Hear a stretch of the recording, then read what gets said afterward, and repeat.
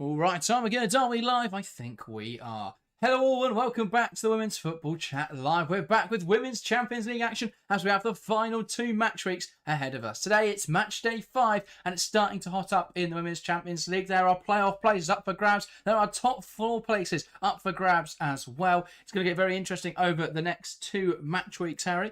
And tonight we've got some very exciting games. We kick off this evening with SKN St taking on Juventus. Poulton struggling towards the bottom of the table. Juventus probably been one of the surprise packages of how high up the league they are. Where do you want to start, Harry, with tonight? Are you excited for the game? Yeah, very much so. As you say, we're into the crunch time now, and especially I think for Poulton, this is a huge game tonight, yet to win in the Champions League this season. Only a point to their name, which they picked up in Matchweek 4 against Bologna. So a lot of pressure on St Poulton tonight to get a result against the Juventus side that, as you say, have started the Champions League well. 2 wins, 2 losses is not a bad record when you think about the sides that they have. It's a 2 wins, a draw and a loss so far. And when you think about the sides they've played, that's a pretty good record. So I think it's going to be a very difficult one for the home side to try and get their first win. But if they can, it'd be a big one. Juventus with a win tonight would be very, very close to confirming a place in the knockout playoff round. So a big night for both sides. It all comes down to this. Points. Poulton need to get points tonight. It's as simple as that. They need to get that first win if they want to stand any chance of getting into that qualification zone. But yeah, a big night of action coming our way. Well, just to confirm, Juventus only need to draw tonight and draw next week, and they'll be in the knockout playoff round. If they win tonight, for at least this evening, they'd go into the top 4, which obviously would put them at the moment straight through to the quarterfinals. Now, how incredible that would be for Juventus. As you say, though, Poulton, quite different story for them. 1 point so far. It would take the most almighty turnaround where they would have to win today and win next week. So it's going to be quite difficult for them. But in terms of getting a result tonight, as much as it may not matter for them in terms of getting into the knockout playoff round, it would still be a huge source of pride for the Poulton players and fans. Yeah, absolutely. I think that the biggest thing, or one of the biggest things for the smaller sides in the Champions League, is to go out there and represent yourself well on the European stage against some of the best sides in the world. And I think that Poulton, the players and the staff, will be the first to tell you that they have not gone and done that. They were absolutely obliterated by Atletico Madrid and by Chelsea, and were also dominated by Lyonnais. So, it was better against Bologna last week, but still they went 2-0 down away from home, did well to turn it around. But as you say, I think it'd be nice for them to get some more points on the board, get a win against a team like Juventus, who have already gone and caused problems to the big sides in this tournament, and just show everyone the quality they do have, because I think that the results so far in Europe don't represent the quality that they do possess on their day, and it'd be nice to see them to go out tonight and push Juventus all the way and go do one better and go and get a result. Yeah, I think it's for sort of proof that this concept of this new Champions League phase is quite good, because Poulton wouldn't have probably picked up a point in previous editions, but the fact they did play Bologna, a side who are more comparable to their level, they were able to pick up a point, and that was a source of huge pride. Obviously, that has killed Bologna's hopes somewhat, because if they'd won that game, Bologna would have been in a fantastic position to qualify. But it gave Poulton a point on the board, which was really important. But as we say, Juventus are the strong favourites tonight. Let's get into the lineups then for both sides, and we'll start with the hosts, Poulton. It looks like a 5-back again for the Austrians. And in goal, it's Schluter, a back 5 of Nagy, Krige, Aber and captain Klein, with Gutmann then at left wing back. Across the 4, Matavkova, Leno, Penoal and Matna. And leading the line, it is Brunold. So Poulton, as you say, big result for them last time out against Bologna. If they're going to have any chance tonight, though, they can't afford to concede too early on. Yeah, exactly that. You can tell the way they've set up. They are planning to try and hold on, try and withstand as much pressure as possible, and then look to hit Juventus on the break. Of course, it is important that they get into those 2 blocks, that block of 5, that block of 4 with an outlet leading the line.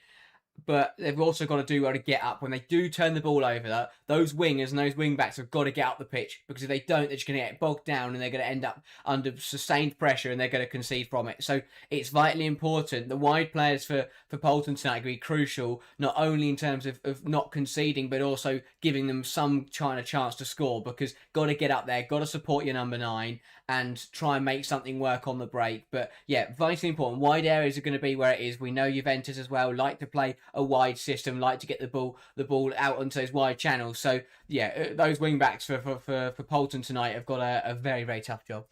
Yeah, absolutely. Going to be really important. They are narrow, they're compact, but also, as you say, they get out and deal with the wide threat of Juventus.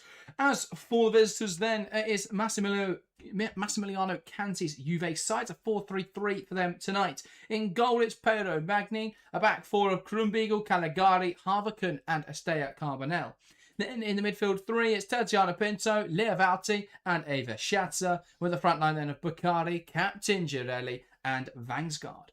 So a little bit of rotation actually for Juventus, albeit still a very strong team, but no Barbara Bonansea, who has arguably been their player of the Champions League group stage, but still quite a strong team for the visitors. Yeah, very much so. A bit of a shape change, I think, which again speaks about how they want to control this game, changing from the 3-back that we've seen quite a lot for them in the Champions League, going to a 4, adding an extra player into that midfield, looking to get on the ball and just dominate this game. But expected a bit of rotation. They played out a very tough game against Roma at the weekend, a 1-1 draw, which still is not a bad result for Juventus, but Roma do still stay clear in the domestic division. But yeah, it's good. Give some players some decent opportunities. I'm intrigued to see how that front line's going to fare. I think Girelli's been a little bit hit and miss in the Champions League so far. Vangsgaard has probably been the outlet, but more through the middle when they've played a 3-back. So I'm intrigued to see what she's like out on the wing. And then Bucari, I feel like we haven't really seen in the UWCL so far, but it will be interesting to see what she can offer. Of course, still a very good player, but the front three for Juve will be key tonight, because if they're on their game and they can punish Polten early doors, then it should be quite a comfortable afternoon for the Italians. But yeah, they're going to look to dominate, they're going to look to be aggressive and be on the front foot, and as I said there, if they can kill this game off early, that will very much suit them and will confirm themselves with a spot in the knockout playoff round. Yeah, well, Chiara Bucari was probably the player of the match in their last game when we saw Juve stun OL Lyonnais early on. Now Lyonnais did come back to draw 3-3 in that game, as you'd expect with a side of that quality, but the fact that they did go 3-0 up in that game, Bucari, I say, really important too. That got a goal and assist, probably could have got more as well in that first half. So yeah, I think she's clearly had a huge impact on that Juventus front line. If they're going to get something or going to have a strong result tonight, I think she'll be a large part of it. So it'll be interesting to see, as you say, Girelli, haven't seen loads of her or performing well really this season in the Champions League. So hopefully we get some of that tonight. I think this is a kind of opposition where she'll have a lot more joy than perhaps some of the teams they've faced so far. So yeah, I mean, the fact that they played Cambiaghi at the weekend, Girelli coming into this game, it speaks more of sort of phasing Cristiano Girelli out. But as I say, this is the kind of game where I think she can have a big impact. Yeah, I mean, Juventus win tonight. They're qualifying. They've qualified them for the knockout playoff round. That will be their goal for this season.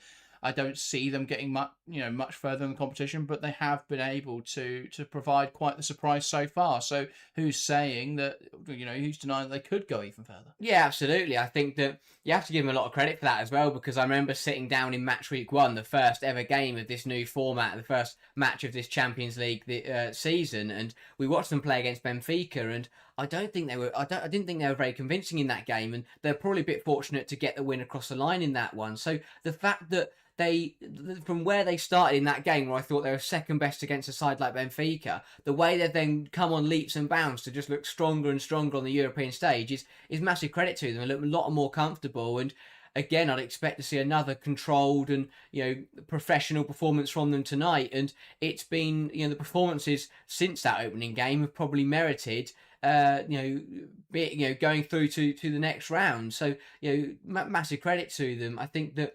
even though performance wasn't that good in Matchweek 1, the fact they got the job across the line, we now looking back on it, that was massively important. And this is why I love that format, because I think we're now getting to that point where people are sat there going, well, the results, earlier in this league phase are now really letting sides down. We'll get onto it later, but Arsenal, for example, with 2 losses to their name, are going to have to work hard in these last couple games to make sure they get into that knockout playoff round. But Juventus, they've got the job done early. If they win tonight, they're through. And then they're looking at that Matchweek 6 game against Manchester United, knowing there's no pressure on it, and they're not expected to win that. So I think it is important tonight that Juventus do win the game, because if they can do that, then they'll be in a great position. Of course, Polten will have other ideas, and they will, although it is a very, very long shot now, they will still back themselves to at least get some points on the board and be in the conversation to qualify in the last match week.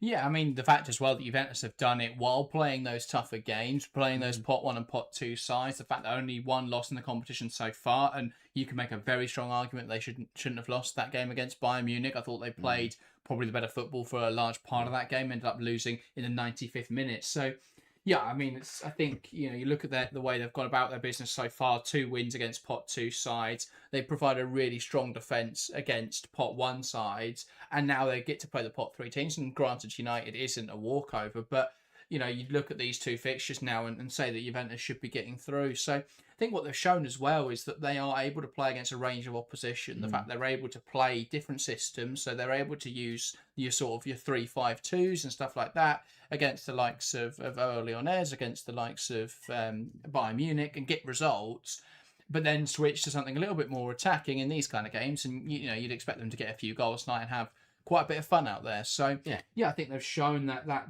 dynamism, that ability to change. And I think that's really important.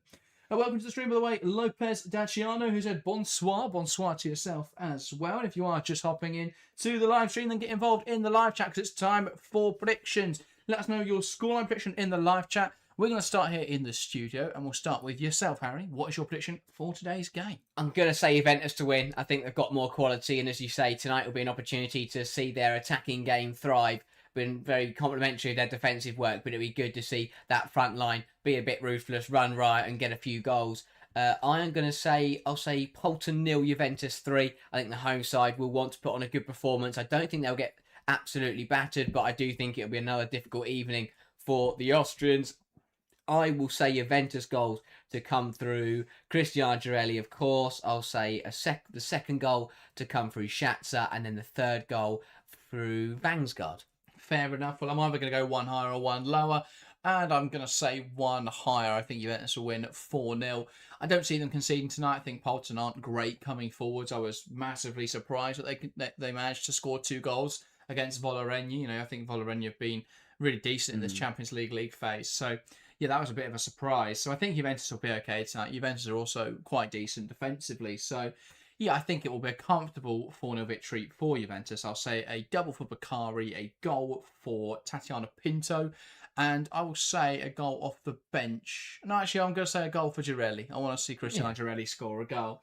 Prediction in the live chat, Laurette, welcome to the stream, saying 2-0 Juventus. Fair enough. And the poll in chat so far, 20% SKN St. Polten, 70% going for Juventus, and 10% going for a draw. Make sure to vote in that and get involved in the live chat if you want to get involved with the show. But we are about to get underway here at the NO Arena. Yeah, I don't think it's a long shot that Polten do keep this tight in this game, but it will take a much better performance from what we've seen so far. I think their main problem has been in this Champions League is just starting well, but as soon as they concede one, they've collapsed and they've kind of folded. Of course, they managed to steady the ship at 2-0 against Vålerenga and then magically turn it around. But in those other games against the stronger sides, they really did collapse, especially against Atletico Madrid and Chelsea. And with Juventus being another pot 2 side similar to Atletico Madrid, Polten have got to be careful tonight. They don't just fold and let Juventus run riot. Even if they do concede early doors, they've got to hang in there. They've got to be aggressive, got to be strong and stand their ground a bit. And again, I spoke about it earlier, bit of respect. Represent yourself well. You're on the European stage. They won't enjoy getting battered so far. They'll want to come out tonight and prove a bit of a point.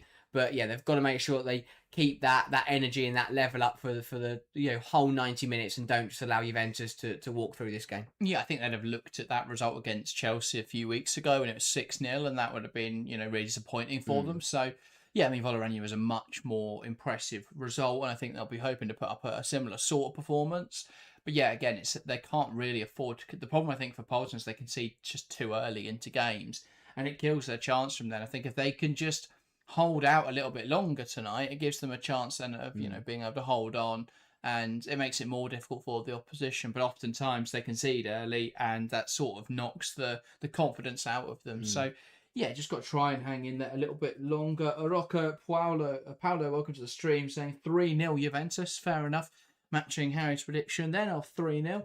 But yeah, I think it will be a comfortable goal to nil victory for Juve in whatever manner it is, whether or not that's going to be slightly lower than predicted or slightly higher. But yeah, I think Juventus are looking incredibly good. It'll be interesting to see how they match up with in the Champions League knockout phase. It's looking incredibly likely they'll qualify, and they should seal that tonight. I mean, obviously there is still that outside shot of them making the top 4, but that would require a little bit of gymnastics from those teams at the top to allow Juve into that top 4 bracket. But it's not outside the realms of possibility. If they are to be in the knockout playoff round, though, it's going to be interesting. They're going to face what could be quite nice opposition, what could be quite difficult. So it really depends. There's going to be a range of teams in that bracket. Yeah, I think one thing they've got on their side is not only, of course, are they a very good footballing side, but I mean, just looking at the bench tonight, the squad depth for Juve is really strong. So they're the kind of team where, you know, if they can win tonight and get through those knockouts, as you said, over 2 legs, in those crunch moments, that final 10, 15 minutes of a knockout tie, they've got the kind of bench that is going to massively help them. So, yeah, they can definitely back themselves. We've got a bit of a issue here before kick-off. I'm assuming it's communications with the referee. But always enjoy a delay because of VAR communications and match official communications. The other thing worth saying for Juventus while we've got this stoppage is the other thing that's really on their, in their hands, the fact that they are towards the top of the group. And that could be really important because they'll play a side slightly lower down in the table, which could be really, really useful for them. I think we are now going to get underway in this game here at the Anno Arena in Austria. It's SKN St taking on Juventus in match day 5 of the Women's Champions League. This early kickoff. Remember, we've still got 3 games to come later this evening, and we'll be live as Arsenal take on FC Twente. So make sure to join us for that as well. The referee is now going to have a discussion with the captains, probably around why there's been a stoppage. I do wonder if it is the fog that is potentially playing a bit of an issue here. I think they're going to try and get going, but it is a very, I wouldn't say it's, you can see through the fog, but there's definitely a strong mist. Yeah, you wouldn't drive without your headlights in that. No. So you can see why perhaps the ref is having a slight issue with it, and that does seem to be where the discussion is. But we are unsure, but it is going to be Juventus to get us underway. Girelli from the middle, waiting for the referee's whistle. And now we'll knock it back. We're underway here for this Champions League phase match. It's SKN St taking on Juventus in the matchday 5 for the Women's Champions League. Here is Harvigan. Out now to the right-hand side. Krumbiegel looking to attack down the line. We'll go back to Harvigan. Now out towards the left-hand side. Carbonell. Back to Harvigan.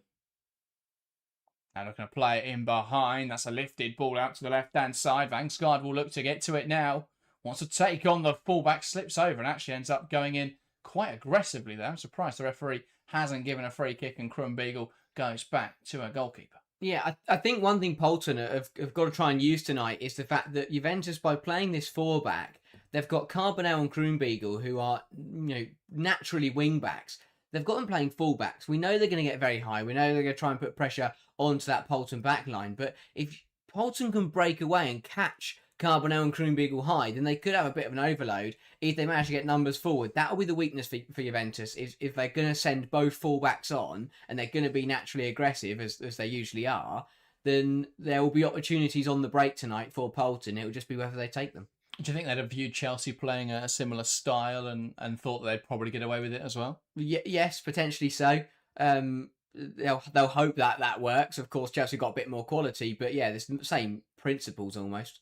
Yeah, slightly clumsy there. Poulton going over the top. Juventus having to be quite physical. Pedro Magni with the ball now will launch it long, and it's Girelli who gets the touch onto Chiara Beccari now. Wants to come inside here. Beccari knocks it back out wide towards Girelli, but it's slightly ahead of her, and it will be the Poulton defender that gets their captain Klein on hand there to deal with Girelli.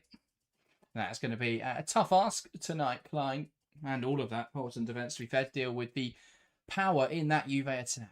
Yeah, it's a front line for Juve that is doubly difficult to mark because it can be very versatile. You've got 3 players there that can all play as the number 9, but also can do a shift out wide. Yeah, so they Schatzer from range. Not a great effort, that one. But they're going to move around. They're going to make it difficult for Poulton. You can't man mark them basically, because if not, you're going to end up following strikers all over the pitch. But it's definitely something that they've got to watch out for. from the off, it looks like Vangsgaard on the left, Bakary on the right, and Girelli's through the middle. But as I said, that can easily rotate around. But yeah, it's quite a dynamic front three. You've just got to be strong at communicating across that back line. Bit of a foul there, as it was Pinto, I think, in there, dragged out. And yeah, quite a blatant foul from Paynout. And it's Juventus with the free kick. Harvikan out to the left-hand side. Here's Carvanel. Back to Harvikan. And now back across to Caligari. Valti. Now Caligari. Out to the left-hand side again. Harvikan. Looks to play it over the top. It's taken a nick there off one of the Polten midfielders. Drops back now for Vangsgaard. He's going to look to make something happen here for Juventus. Tries to knock it to the edge of the box. And it's one back in there by Krizai. Now looking to play out to the right-hand side. Good hold up from Brunold. And Nagy. Into Krizai. Pay now trying to play around the corner there. And to be fair, it is headed on well by Matakova. One back in there by Harvikan, though. Polten unable to get anything going. Yeah, I like the fact they're trying to get the ball down, though, and try and play football and come at Juventus. Certainly isn't what the Italians will be expecting. We expect that Juventus are going to have a lot of the ball and are going to try and play through what is going to be a very low Polten backline. But it's good to see St. Polten trying to get the ball down when they do get the opportunities and play their own football. Yeah, absolutely. Pass back now into Caligari. And it's Liavauti. Across to Harvikan. Options ahead of her. Finds Vangsgaard in the half space. He'll knock it wide now. Into Tatiana Pinto. Vangsgaard gets caught out there. He's going to drop for Eva Schatzer, though. Now Carvanel back down the line looking for Schatzer. What can Schatzer make happen here? Ball into the area. And that, though, perhaps unnecessarily slashed into the crowd there by Paynout. A very convincing clearance from Paynout. Not a great ball in from Schatzer and probably didn't need to be dealt with in the fashion that it was, but it was out of the penalty. It's convincing defending. That's fair to say. Does the job. Very much so. I'm not sure it's still in the ground, let alone the pitch. That's true. Further corner now for the visitors. And Juventus look to put some pressure on this Polten backline. Only one shot so far. That was a speculative effort from Carvanel. Krumbiegel looks let to the back post. Here's Pinto unmarked. Puts it across the box. Chance now. Bacardi can't quite turn over. Vangsgaard can. And Juventus lead in this game. Polten failed to deal with the knockdown from the corner. And it's Amelie Vangsgaard on hand to slash it home. There will be a conversation here if Schluter will go and complain to the referee about something. Not sure what. But of course, they will be asking VAR to have a look. But it seems initially a very good goal from Amelie Vangsgaard. Yeah, really well worked from Juventus. They do well to keep recycling the ball and keep putting Polten under pressure. And the home side just don't deal with it. Really poor box defending. Someone's got to make better contact with it. But yeah, a whole host of players could have scored there for Juventus. It fell to Bakary. Hers was blocked. Girelli had hers off the line. And Vangsgaard managed to lash it into the roof of the net. But for Polten, not good enough in their own box. Got to defend better than that. And we spoke about that was a needless corner to give away. And Polten have paid the price for it. Yeah, indeed. And Polten get us back underway in this game. So not sure what the goalkeeper's complaints were about, whether she was just trying her luck with the referee, but it is to no avail. Back now with Captain Klein. Not the start, though, the home side were looking for. But now it's about the reaction. They've got to react. They've got to get back in this game and not just crumble like they have in previous match weeks. It was always going to be difficult against a side who have the quality of Juventus, against a side who play with the intensity that Juventus are. It was always going to be difficult, but as you say, very difficult start, very difficult game, made even more difficult now. Ball down the line, looking for Carvanel, knocked out of play by Krizai, though actually has taken a touch off Astaire Carvanel, and that will be a Polten throw-in on the far side. It's also a frustrating way to concede as that kind of underdog when you are the weaker side. If you turn up, play well and concede because the opposition have scored a beautiful goal, then you can walk off that pitch with your head held high and say fair enough, but to concede like in that fashion from a sloppy corner within 6 minutes will be a disappointing way to start the game. Yeah, compounded by how early it is, of course.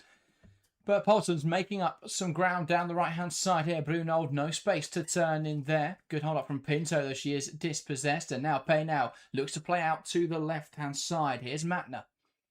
Under pressure from Krumbiegel, is going to be forced backwards now. Looking to turn out, though. Matner shifts it across into Leno. Now Krizai. Looks wide into Nagy.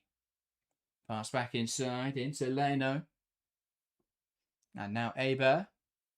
Klein. Goes wider still into Gutman. Now looks to play it down the line. Strong defending though from Krumbiegel, and Juventus turn over the ball.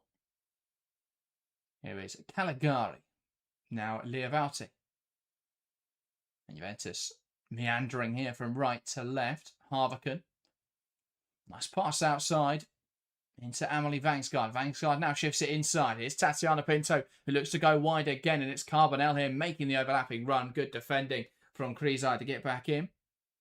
That will be Juventus throwing. And they're high up the pitch here. Juventus able to put more pressure on Polten. Carbonell with the throw. And that deemed a little aggressive, or looked a little aggressive from Krizai on Pinto, but it's deemed fair. And so Polten get us back underway with this throw-in.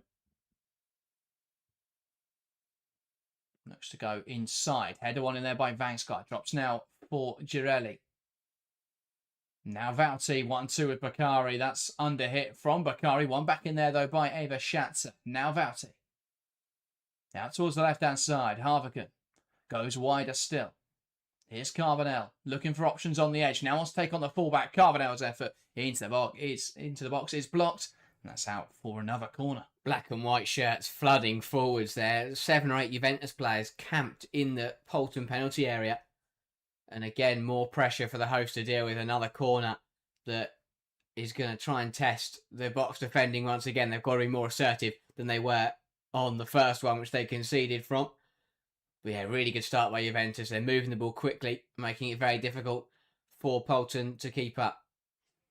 For Juventus, they'll be hoping to repeat the success of that first one. Ball in. This one dealt with much more confidently by the goalkeeper. Gets a strong arm and gets it away. But Juventus do recover the ball. Here is Pedro Magni. And St. Polten not leaving their own half there.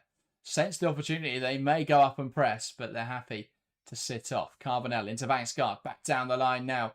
And the ball into the box towards the front post. Girelli won't get there, though. And it's into the grateful arms of the goalkeeper. Yeah, again, much better goal picking that from Schulzer. Does really well to get out to that corner and get a good strong punch on it. And then claims that cross well. It's exactly what you need in there for Polten in their own penalty area. They've got to be assertive, got to be dominant. But for Juventus, good start. A lot of the play coming down that left-hand side with the overlap of Carbonell with Vangsgaard coming inside. Or whoever ends up on that left-hand side when the move comes forward. But yeah, good football. It's exactly what we expect to see from Juventus. We wanted to see them get the ball down and play some free-flowing attacking football. Yeah, Harvaken. Now into Caligari. Plays it forwards. Well brought down by Pinto, though a touch a little loose. And it's one back in there by Paynow. Now Krizai. Goes wide into Nagy. Back to Krizai. And now under pressure here from Girelli, but it's sent forwards. That's going to drop for Harvaken. And now Vauti, and it is one-way traffic in the first 11 minutes here. Polten can't get out of their own half, though Vangsgaard overplaying a little there, and that will give Polten possession. Now towards the left-hand side this time, Klein. Wider into Gutman. Tries to play down the line. Lovely 1-2 there to escape the pressure.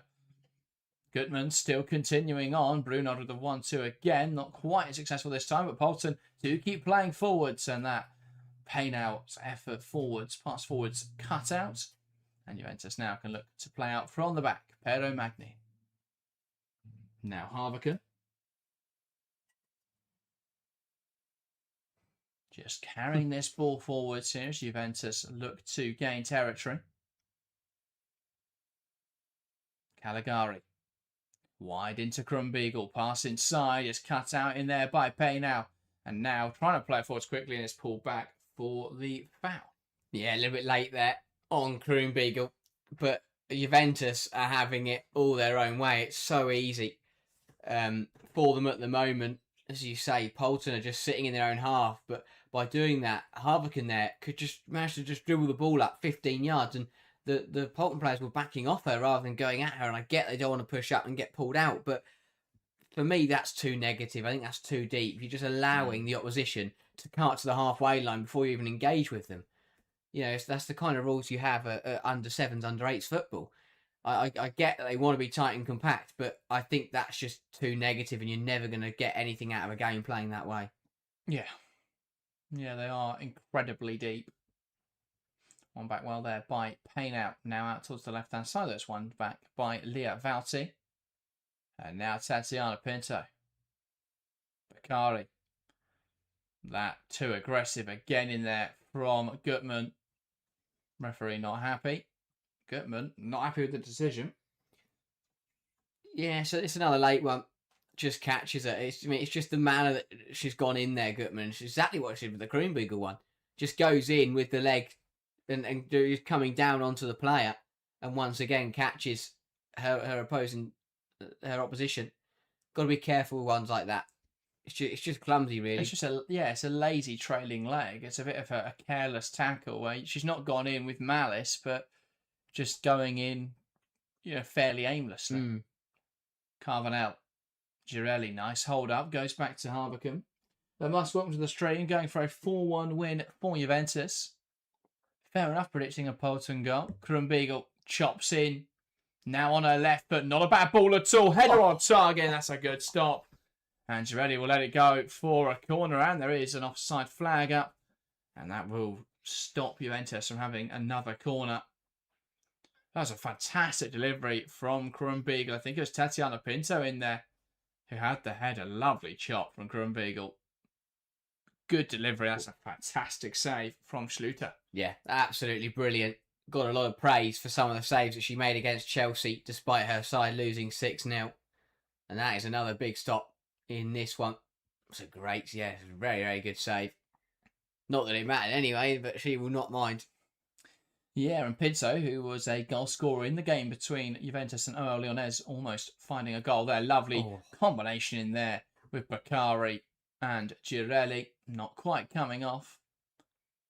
But Juventus in dominant form at the moment. Ball down the line from Carvanel. Looking for the run off the shoulder there from Tatiana Pinto. Aber will track the run. Pinto squares up now to the Polten defender. Ball in from Vangsgaard. Bakari at the back post. Knocks it down straight now for Valti. And she's just got under that one and launched it into the stands. Yeah, didn't catch it as well as she'd have wanted to. But again, another good move from Juventus. A good switch of the play. It's headed back really nicely by Bakari. And it's fallen nicely to Valti, who probably should do better. But full credit to Juventus, of course. Polten have been quite negative and haven't started brilliantly, but Juventus are playing some very, very good football. Yeah, indeed. Well, a nice win in there. And a pass down the line looking for Bakari. Bit forced there from Pinto. And so it will be collected by Gutman, and now we'll see Polten play out once again. Klein. Cross to Aber. Yeah, they're trying to get on the ball, which is good to see, but again, they're doing well to play out, and then they get to the halfway line, they lose the ball, and again here they've just about managed to hold on to it as that bounced around. Pay now out now towards the left hand side, and here is Matna wants to take on Kronbeagle. Does get the better initially of Kronbeagle. Coming inside now, Matna lets fly, and it's blocked. Drops now on the edge for Paynow, who creates the space for the shot, and that shot is blocked wide, and Pedro Magni will work hard to stop it going from a corner and knocks it out for a throw. Much better from Polten. Just as I was saying, they hadn't managed to find a way to play through and get out their own half. A nice move there. Really good play down this left-hand side, and unfortunate to not test Pedro Magnin or get a better shot off, but much better football from Polten. Exactly what they need to do. Be positive, move it quickly, and just back themselves to be able to compete with this Juventus side. Yeah, it turns out it did go for a corner there for Polten, so a chance now to get this into the area. Given short to Matna. Back now into Aber. That's blocked.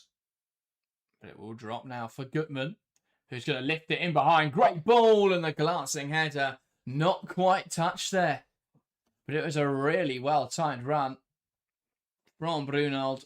Just couldn't quite meet it. What a chance that was. Yeah, any kind of contact there would have taken it away from the arms of Pero Magnin. Just needed anything, any slight flick on would have been enough to find the back of the net there, but just couldn't get on the end of it. Timed the run brilliantly. The Polten striker, yeah, Brunold, bit unlucky with that one. Did everything right apart from actually making contact with the football. Yeah, Kevin, welcome to the stream. Going 5-0 Juve. Fair enough. Not believing then in St. Polten. I think following the first 18 minutes, more people the predictions are kind of a bit more harsh towards Polten's side. It started at 2-0, then 3-0, then 4-1, then 5-0. So it has just kept increasing. But understandable, really, with the early period of dominance we've seen from Juventus in this game. 64% possession, 6 shots to 1. Already 3 big chances created in the first 18 minutes. Only 1 goal scored so far, though. Yeah, very good start. Here is Caligari, the right centre-half for Juventus. Knocks it wide into Krumbiegel. He's going to go up the touchline into Bakari. A touch a little loose, though, and dispossessed by Matner.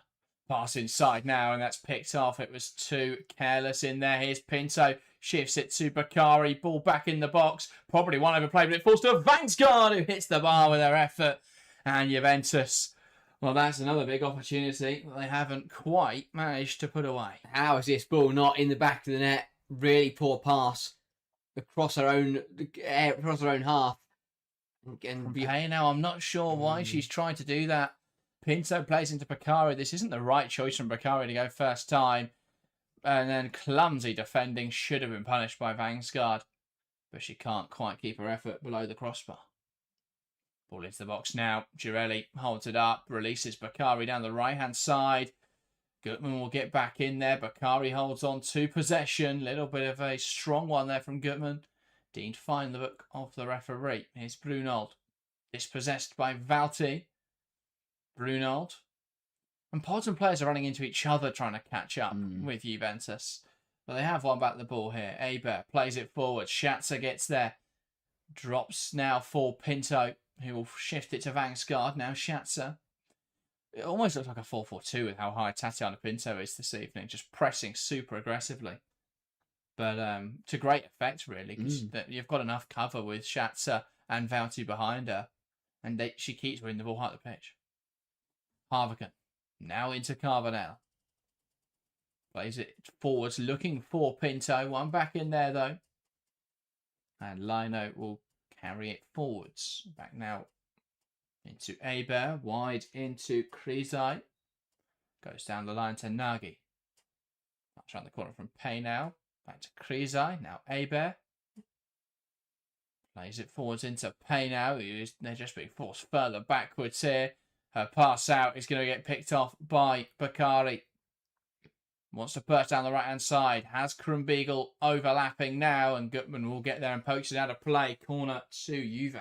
Again, really clumsy from St. Polten in their own half. They've got away with a couple tonight.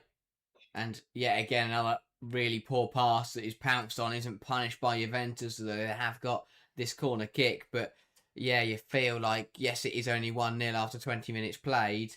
But Juventus probably could have had a couple more, and Polten are quite lucky that they are still in this game. Yeah, I mean, indeed. And Juve now looking to double their advantage. Valsi over this corner. Delivered in towards the near post. That's dealt with well by Polten. And now pushed forwards by Matner. Carbonell will get there. Pass down the left-hand side. Here's Tatiana Pinto, who's seemingly been everywhere so far for the Bianconeri. And a throw in now on the far side.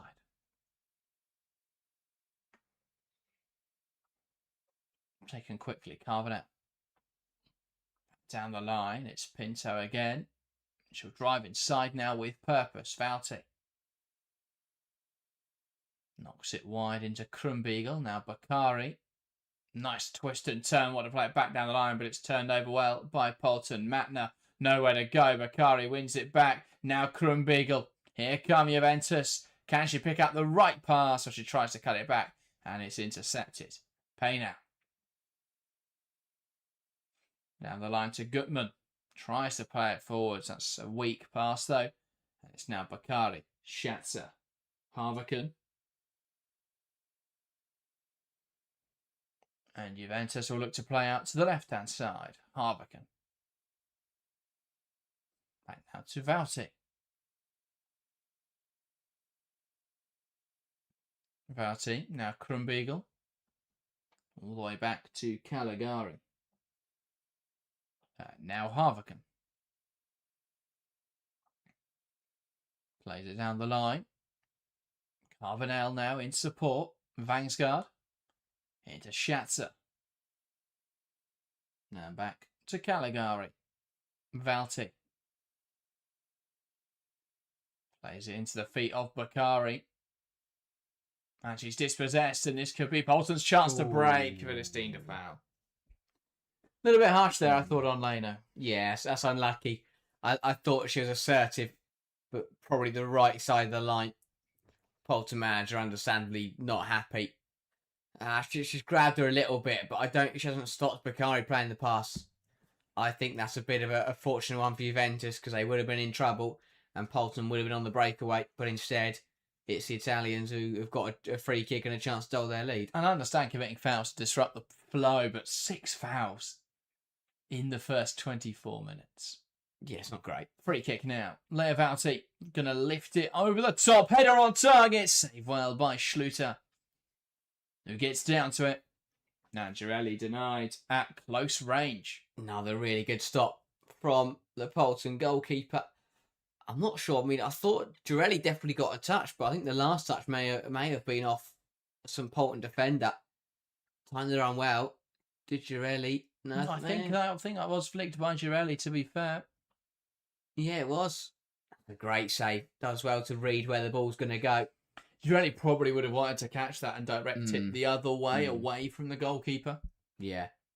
Because, alas, as I said there, it was well predicted, but as you say, if Girelli had done anything different, then it'd have been a bit embarrassing for Schultz to be lying on the floor in one corner while Girelli's put the ball in the other corner. And running off to celebrate in one of the corners. Krumbiegel. Nice switch off the play. Here's Harvakan, and Juve can use this numeric advantage on the left-hand side. Carvanel. Forced backwards. Here is Caligari. Lovely little chop back inside. Harvakan. Now Vangsgaard, who holds the width well. Tidy feet in there. The Girelli can't get hold on to that ball. And it's lashed away by Schluter. Caligari. Now Harvakan. Into Vauti. It's dropped in to receive the pass. Now Krumbiegel, who's got space to drive into. And she'll now drive inside, and that's 2 beaten by Krumbiegel. Schatzer back out wide to Bakari, who's dropped in to support Krumbiegel. And now it's knocked out of play, and that will be a Juventus throw-in on this near side. Krumbiegel with the throw. Plays it into Schatzer. Tidy footwork from the Italian. Recovered well in there, though. Caligari. Vauti. Knocks out to the right-hand side. Bakari will get there. Tries to play it first time inside. Bakari's just rushing it a little bit this evening. I don't really know why. This is the kind of game where you've got so much time and so you're going to get so many opportunities. You don't need to rush those passes. Out to the left-hand side now. Carvanel, Pinto. Lovely reverse into Schatzer. Caligari. Knocks it wide into Krumbiegel. Ball into the box. Cleared to the edge. Here's Eva Schatzer, who gears up for the shot. And it's blocked. And then hooked away by Krizai. I was about to say I'd like to see Schatzer be a little bit bolder. I think she's got a fantastic range of passing. She's very creative. I want to see her play those big passes. I want to see her try to make something happen. Does then get the shot on the edge of the box there. But yeah, a bit too safe at the moment. And again, on one hand, they don't need to take risks. But on the other, it'd be nice to see them try some things when they've got the opportunity. Harvacombe carries it forwards, out now to the left-hand side. Carvanel. That's a good challenge in there. Poulton trying to play out. Ball launched forwards. Turned over in there. Here's Girelli. And now Vouty. Into Caligari. Back to Vouty. Schatzer. Harvacombe. Now with Pinto. Into Girelli. Holds the ball up well. Caligari. Goes back to Harvacombe. Pass round the corner now. Into Pinto. Held up well by Girelli. Has to knock it out to the right-hand side. Takes a deflection. Bakari will get it. Now Krumbiegel receives that really well. Takes a player out of the equation. Harvacombe. Wide into Pinto. Now Vangsgaard. Wants to turn and does so. And has taken a nick there off of Krivai.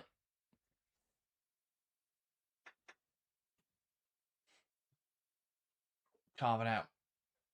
Give and go there. Now looks to deliver from the left-hand side in towards the penalty area. Playing well by Schluter. He got up to it. 2 hands on the ball and stopped Cristiano Girelli getting there. Yeah, again, assertive goalkeeping. Juventus have had a good spell. Yes, Poulton have done well to not concede again and stay in the game, but it's been a good period of possession for Juventus and quite enjoyable to just watch them knock the ball around and play some good football. I think that I'd like to score a couple more by now, and they'll feel like they have missed quite a few opportunities, but you feel like that second goal isn't too far away. Well, 9 shots so far. They're averaging a shot about every three minutes at the moment. It's not a bad rate. No. Krumbiegel overplaying there a little, Juventus. And that will be seen out for a Poulton goal kick. That's a Poulton with 1 shot so far. 32% of the ball. It was always be difficult. I thought they might have shown a bit more fight though. I know it's a pot 2 side, but they need to get points on the board they've been kind of played off the park so far in the Champions League. I thought they might have turned up tonight with a bit more fight, a bit more desire, and put on a bit of a better performance. But as I said, they seem to be set up so negatively. There's a difference between playing defensive football and just playing to, avoid. I don't really know what the plan is. They're just so deep. Yeah. But I think that, aside with the relative quality, there's not a lot you can do. Yeah. They've come out and played. It's going to look worse. I guess at least this gives them some sort of platform for the rest of the game. They're only 1-0 down. Yes, that is true. I think, although they had to ride their luck a bit, as you say, the scoreline is only 1-0. And if they can keep this up for another, if they can get to half time at only 1-0, then that will be seen as a pretty decent half for them. Yeah. Here is Vangsgaard. Ball down the line. Girelli leaves it for Bakari. Lays it to Schatzer. Will drop now on the edge for Pinto. Back out to Vangsgaard. Knocks it into Carvanel. Carvanel in towards the back post. Schluter up well to it. Another good move from Juventus that doesn't even get a shot out of it. And originally, it's a great cut back across the box. Girelli, whether she leaves it on purpose or whether she can't quite get there, I'm not sure, but it's a decent leave.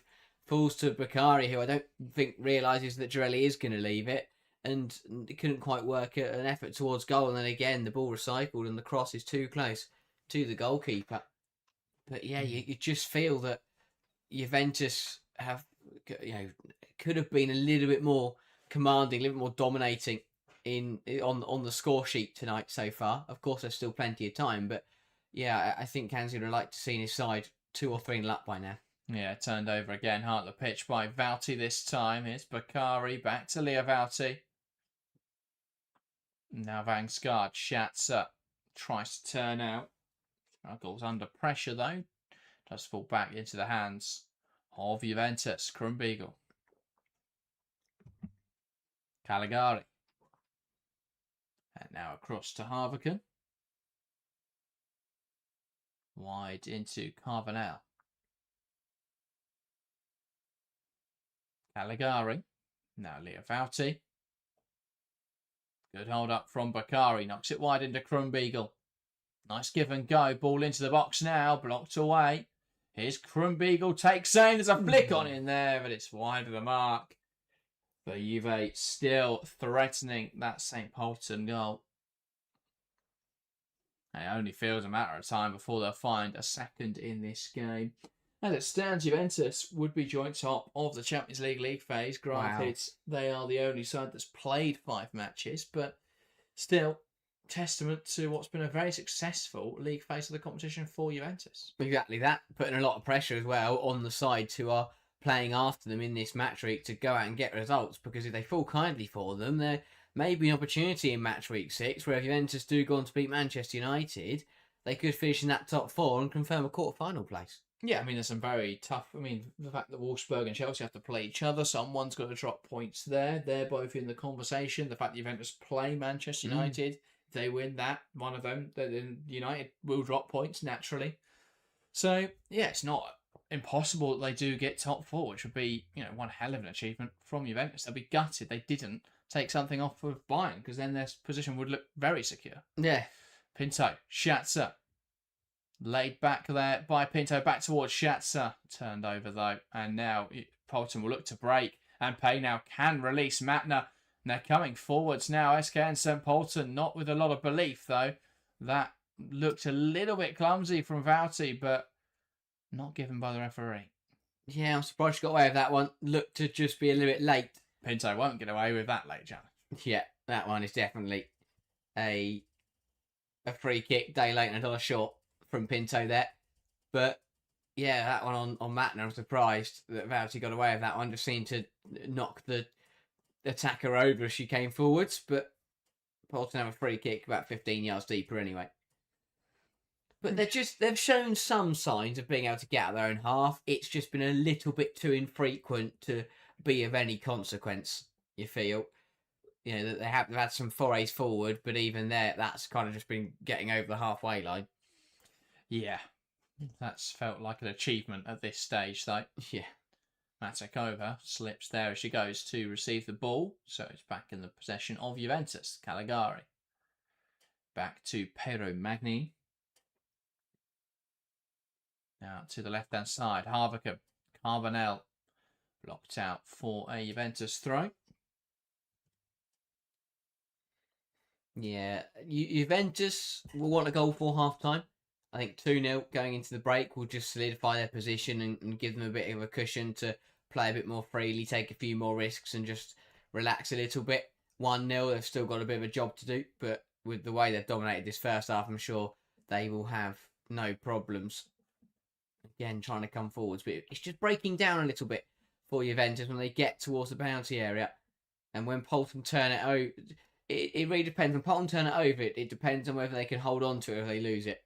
When they hold on to it, they look pretty secure, but too many times they're just launching out the pitch and losing it in that midfield battle. Yeah. Matakova now into Nagy. Knocks it wide. Ball down the line. That'll be one back well by Harvican. That's a slightly loose pass, and it is one back in there by Caligari. Good pressure. Coming from Kriza, found herself in quite an unnatural position. Yeah, could have been a bit of a costly one there from Harvican, but got away with it. But it just shows that Juventus have got to be a little careful. They don't start resting on their laurels and getting too comfortable in this game. Yeah, indeed. So, it is Harvican on the ball, knocks it wide into Pinto. Bakari tries to hold on to the ball, just gets dragged down. And now out for a throw-in on the near side. And Juventus just trying to progress the ball there. And they do now have a throw-in. Pölten trying to come down the left-hand side. One back by Krumbiegel, who takes it past one. Lovely from Krumbiegel. Pass now into Girelli. Nice touch into the penalty area. Takes aim from a slightly strange angle there. Probably not the smartest choice from Girelli. Drops for Vangsgaard now. Now into Krumbiegel. Holds it up. Girelli, now Bakari. Wants to take on the fullback. Lovely from Chiara Bakari. And that is one back by Poulton. Strong challenge in there from Vouty. Now out to Matner. Krumbiegel wins it high. Here come Juventus. Bakari. And that is a slightly too strong challenge in there from Leno. And so that will be a free kick. Yeah, again, very obvious one. Well turned over by Juventus' heart of the pitch. And Leno just too aggressive. Throws Bakari to the ground. And to be honest, I'm surprised we haven't seen a yellow card so far. What is that? 9 fouls now? Something along those lines. St. Polten. I think they've got away with one with a bit. The fact that we haven't seen a card yet. Because for me, that was probably a tackle worthy of a yellow card. Yeah, didn't really make any attempt to play the ball. No. But a free kick, another opportunity for Juventus to try and add another one onto the score sheet. Foul number 7, that for Poulton. Dummy there from Krumbiegel, now to be taken by Vouty, who hangs it in towards the area. Bounce around. Vangsgaard looking for her second. That is blocked. Drops down for Vangsgaard again, who's looking to keep this move alive. And is dragged down in there, albeit it's deemed fine by the referee. Schatzer blocks the impending clearance, and that will be a goal kick now. Yeah, another free kick, which is dangerous, but just about dealt with by St. Polten. I think it was Klein in there who put her body in the way of Vangsgaard's headed effort. Yeah, it's been better box defending since the goal. And, now what? It's been 33 minutes since Juventus did score, since Vangsgaard was scoring. So it has been a very good passage for Poulton. I'm not quite sure what the delay is here. I don't know if VAR are having a look at... must be checking something. Is there a potential handball in the area? Or a slightly more malicious foul on Vangsgaard? You'd have to assume it's something in the box. I don't think there was enough in Vangsgaard getting brought down. It is in the penalty area. And it looks like Crise might have accidentally knocked that with her arm. That would be a slightly harsh penalty. I'm sorry, but if that's given, that is very harsh. She goes to challenge with the ball. She goes to challenge with the ball with Vangsgaard, and it brushes her arm. And then that's really harsh. I don't think that's a penalty. It's one of those letter of the law against spirit of the rules, really, isn't it? And she's going to check it. You'd assume that's going to be given, but that would feel like a harsh blow for Poulton. I don't think that is a fair penalty. No, that's unlucky. Really unlucky if this is given, which it probably will be. Because when you stop it and slow it down, it looks more like a handball. But if you play that through in normal time, absolutely nobody has protested that. It doesn't. It doesn't move. It doesn't change the flight of the ball at all. It's Vangsgaard still gets there, so it doesn't stop Vangsgaard getting there. That's so unnecessary. It really, and Vangsgaard knocks her arm into it. Surely, if this is given, I've got a lot of questions because this isn't a penalty. It just isn't. Yeah, Vangsgaard knocks her arm into the ball. That's not a penalty at all. I wonder if that's just what they're discussing now. Because the referee really doesn't seem sure on this one at all. Which makes sense. I mean, it's one you wouldn't ever see given in normal view. And the VAR decision is a spot kick for Juventus. For handball, I have to say, I think that is incredibly harsh. Poulton have defended well, and I mean, Crise, it's not deliberate. It doesn't impact the play, and it brushes her arm at best. Yes, I don't know why her arm is raised at all. Well, she's gone to challenge. Yeah, she's put her arm up to challenge with Vangsgaard, and Vangsgaard's coming with more force and knocked her arm into the ball. It's really not a penalty. This is harsh. This is really a very harsh way to concede for Poulton because that shouldn't be a penalty. I know probably by law it is technically. It's not even technically by law actually because her arm's been knocked into it. So yeah, it's a very harsh one. And well, you'd be a brave man to bet against Cristiano Girelli slotting this home. Girelli from 12 yards steps up and coolly dispatch of the penalty. Schluter guesses the right way. Can't quite get there to Girelli's effort, and that is Poulton 0, Juventus 2. Girelli firing it into the corner. Schluter, I think, would be slightly disappointed she didn't get there because she guessed the right way. And Girelli back amongst the goals here for Juve. Yeah, no mistake from Girelli there at all. Did very well to bury the spot kick. Some of her experience was always going to find the back of the net from there. I don't know if there's a bit of a question if the ball was on the spot or not, but it looked to be okay. It seems to be moving so much given the conditions. But yeah, Girelli back in the goals in the Champions League. She'll be happy with that one. Juventus now have a bit more of a comfortable margin. Bit fortuitous, but Girelli on the score. Girelli and Vansgaard both opening their European scoring campaign, which feels crazy that I thought they'd both scored before tonight with the amount of goals that Juventus have scored in this. In short, they've scored in every game so far, haven't they? So, yeah, but to be fair, they're only on. I mean, that's their 10th goal of the competition. When you think about some of the other teams, I mean, Barcelona on 15, Lyon 11, Wolfsburg 12, Chelsea 12. So, I mean, don't get me wrong, they've done incredibly well, but 3 goals coming against Lyonnais wouldn't be where you'd expect to find them. This is the kind of game, though, where you would expect them to find a few goals. I mean, Chelsea, 6 of theirs came in one game against Polten. For Barcelona, 7 of theirs came against Bayern Munich. So, and I suppose that Vansgaard and Girelli haven't started every game, so that is another thing to be said. True. I just thought at least one of them might have found the back of the net before tonight. Yeah, I think all their goals seem to have come from like unlikely sources. I mean, like last week it was Bakary Cambiaghi, who you'd expect, but also Tatiana Pinto. Wasn't it Lenzini against Benfica, I think, or one of the defenders? Something like that. Against Atletico, it was Godo and Bonansea. Bayern, it was Schatzer.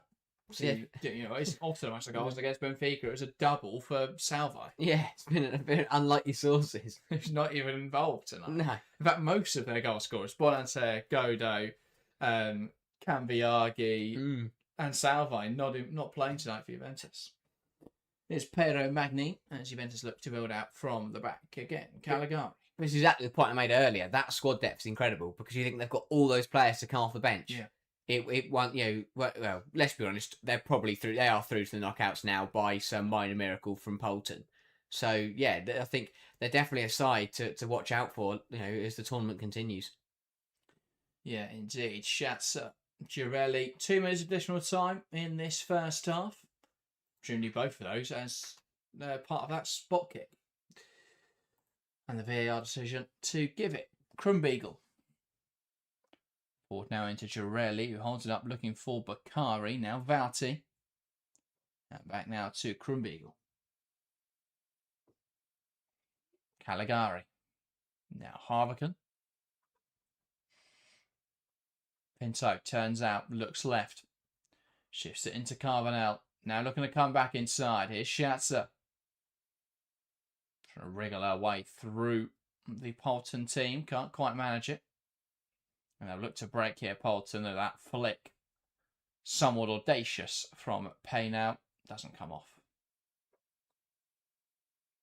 Pass through the lines, well held up by Cristiana Girelli. Here, Chiara Bakary. Now shifts it to Schatzer, who could let fly from this range, so it's a strong nudge from behind from Leno to prevent her taking aim. Harviken. Now into Carvanel. Nice work to drive inside. A cross or a pass forward is blocked. Krumbiegel.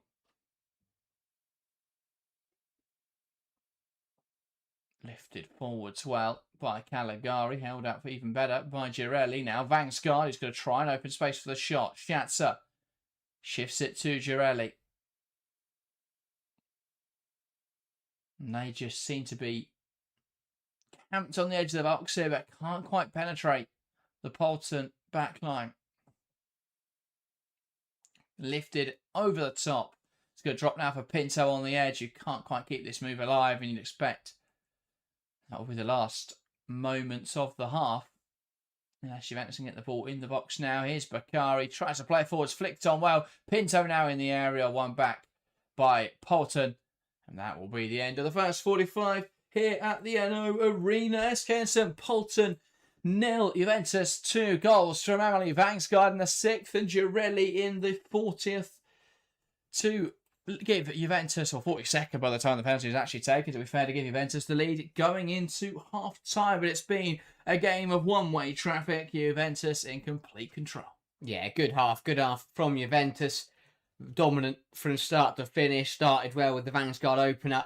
Had a dominant spell throughout the rest of the half, but couldn't seem to find that second goal, and then a very fortuitous penalty at the end of the half to just give themselves a bit more security with a 2-goal margin and really take control of this match. And they've got 45 minutes now to just stamp their authority and to keep doing what they've been doing. I think that, as I said, they'll still be a bit disappointed they didn't manage to find a couple more goals, and they have been pretty poor in front of goal and missed quite a few chances until they got that penalty. So that'll definitely be a bit of a question. They'd like to score probably a couple more and really put this Polten defence to the sword. But credit to Polten, because we saw a bit of reaction in the middle part of the game. The defending really shored up after the opener, and they did start to hang on in there for a little bit longer than they have in other games. Obviously, I mentioned it earlier, but you look back to the Atletico Madrid game, the Chelsea game, where as soon as they conceded one, they just got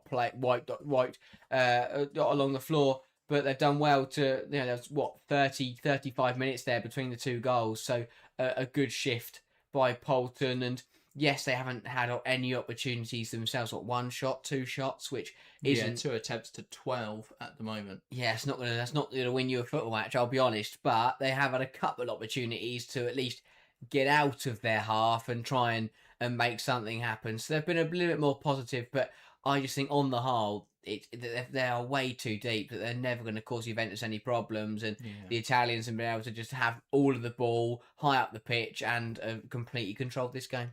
Yeah, I think the problem for Polten is there isn't a star. There isn't someone who picks up the ball and makes something happen.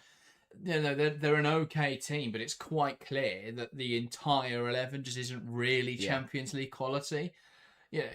There's a lot of teams in this competition where you look and you go, well, there's some players here who probably aren't at this level. There's some that are just about, and there's some that are actually some really handy players. You've got some teams like that, your likes of I'm trying to think who's in this year's competition towards the bottom, but like Leuven have got some players who stood out. That's why they've got 5 points.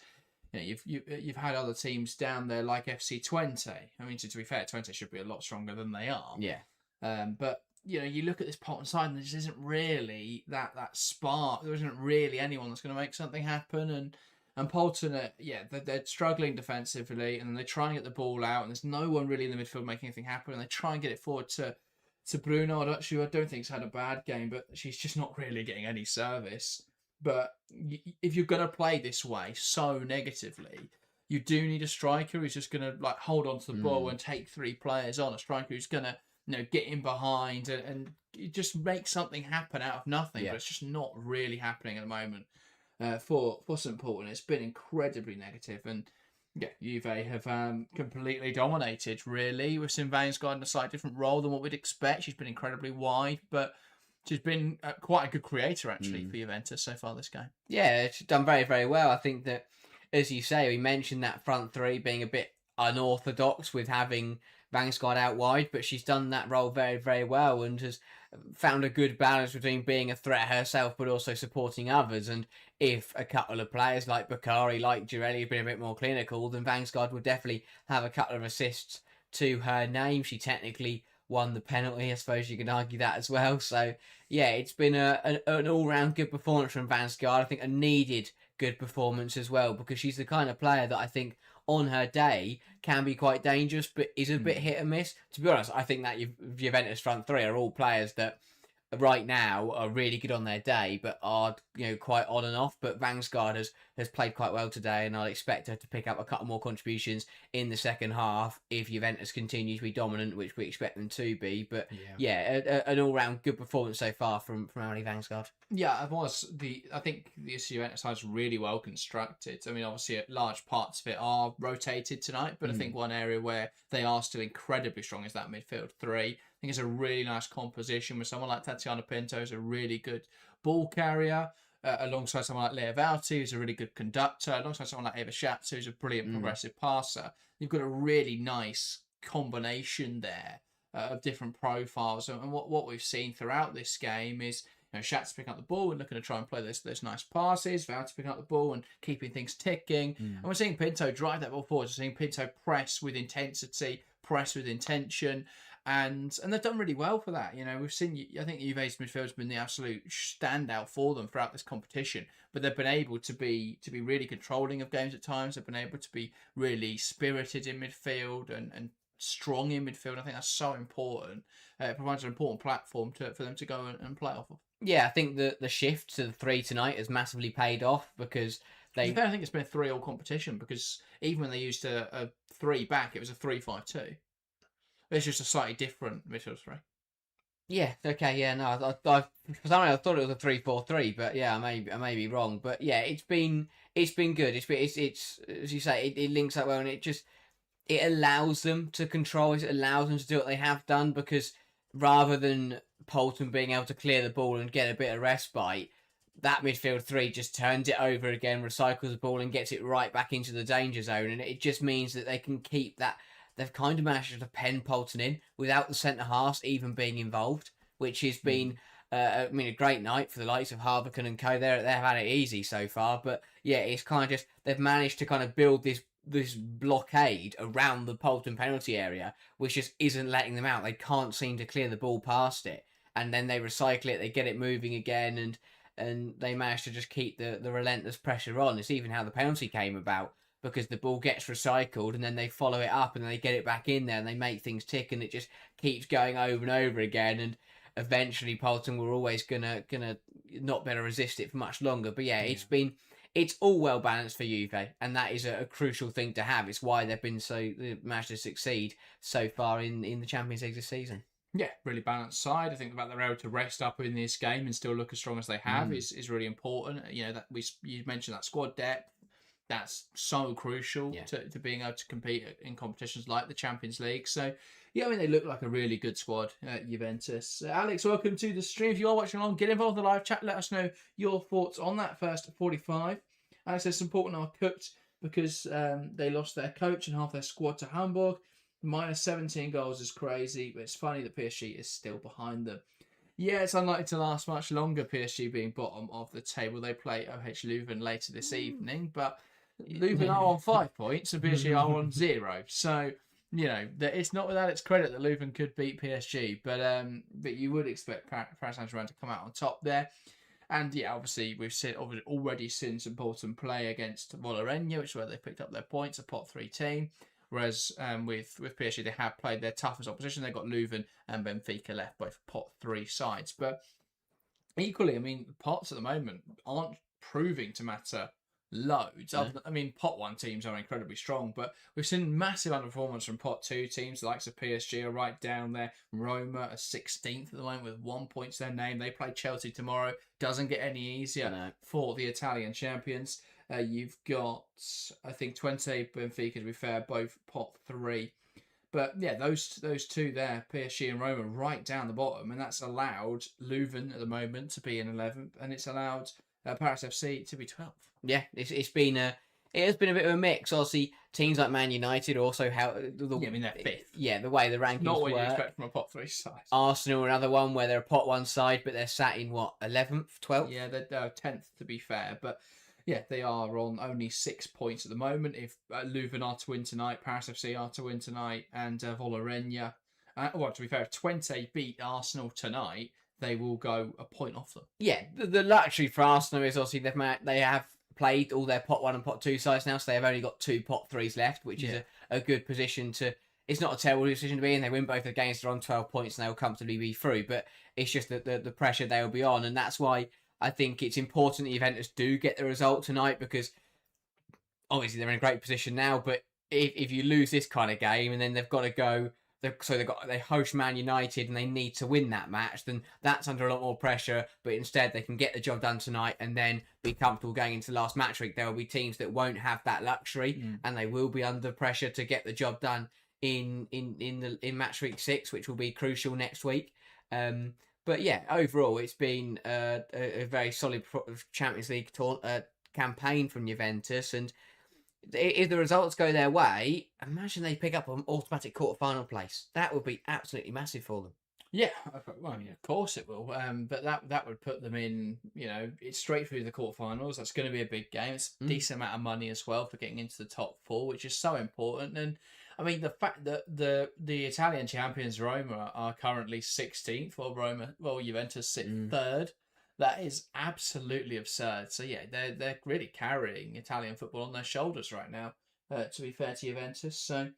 Yeah, they've done quite well in that regards. It'll be interesting to see if they can now qualify for the top four. I expect that they will probably be in the knockout playoff round, but even so, 10 points, even if they were to lose next week to United, that's still going to put them likely in the top half of the league phase, of the knockout playoff round bracket. So it's going to give them an opportunity to play likely a more favourable opponent. Yeah, exactly that, and that's a perfect position to be in because.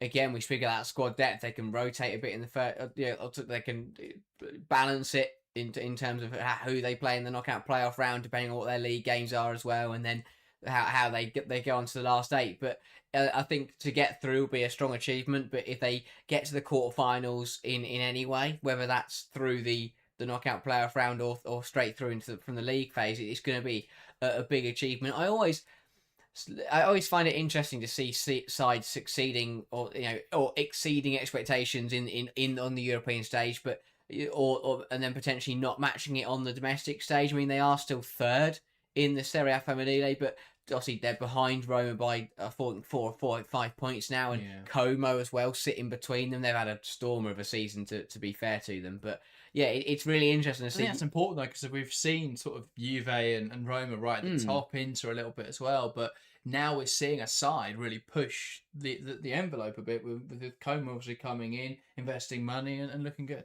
Yeah, and I think that will be a bit of a freshen up as well to not only for the Como to be good, but to push Juventus and Roma and Inter to put even more money into it.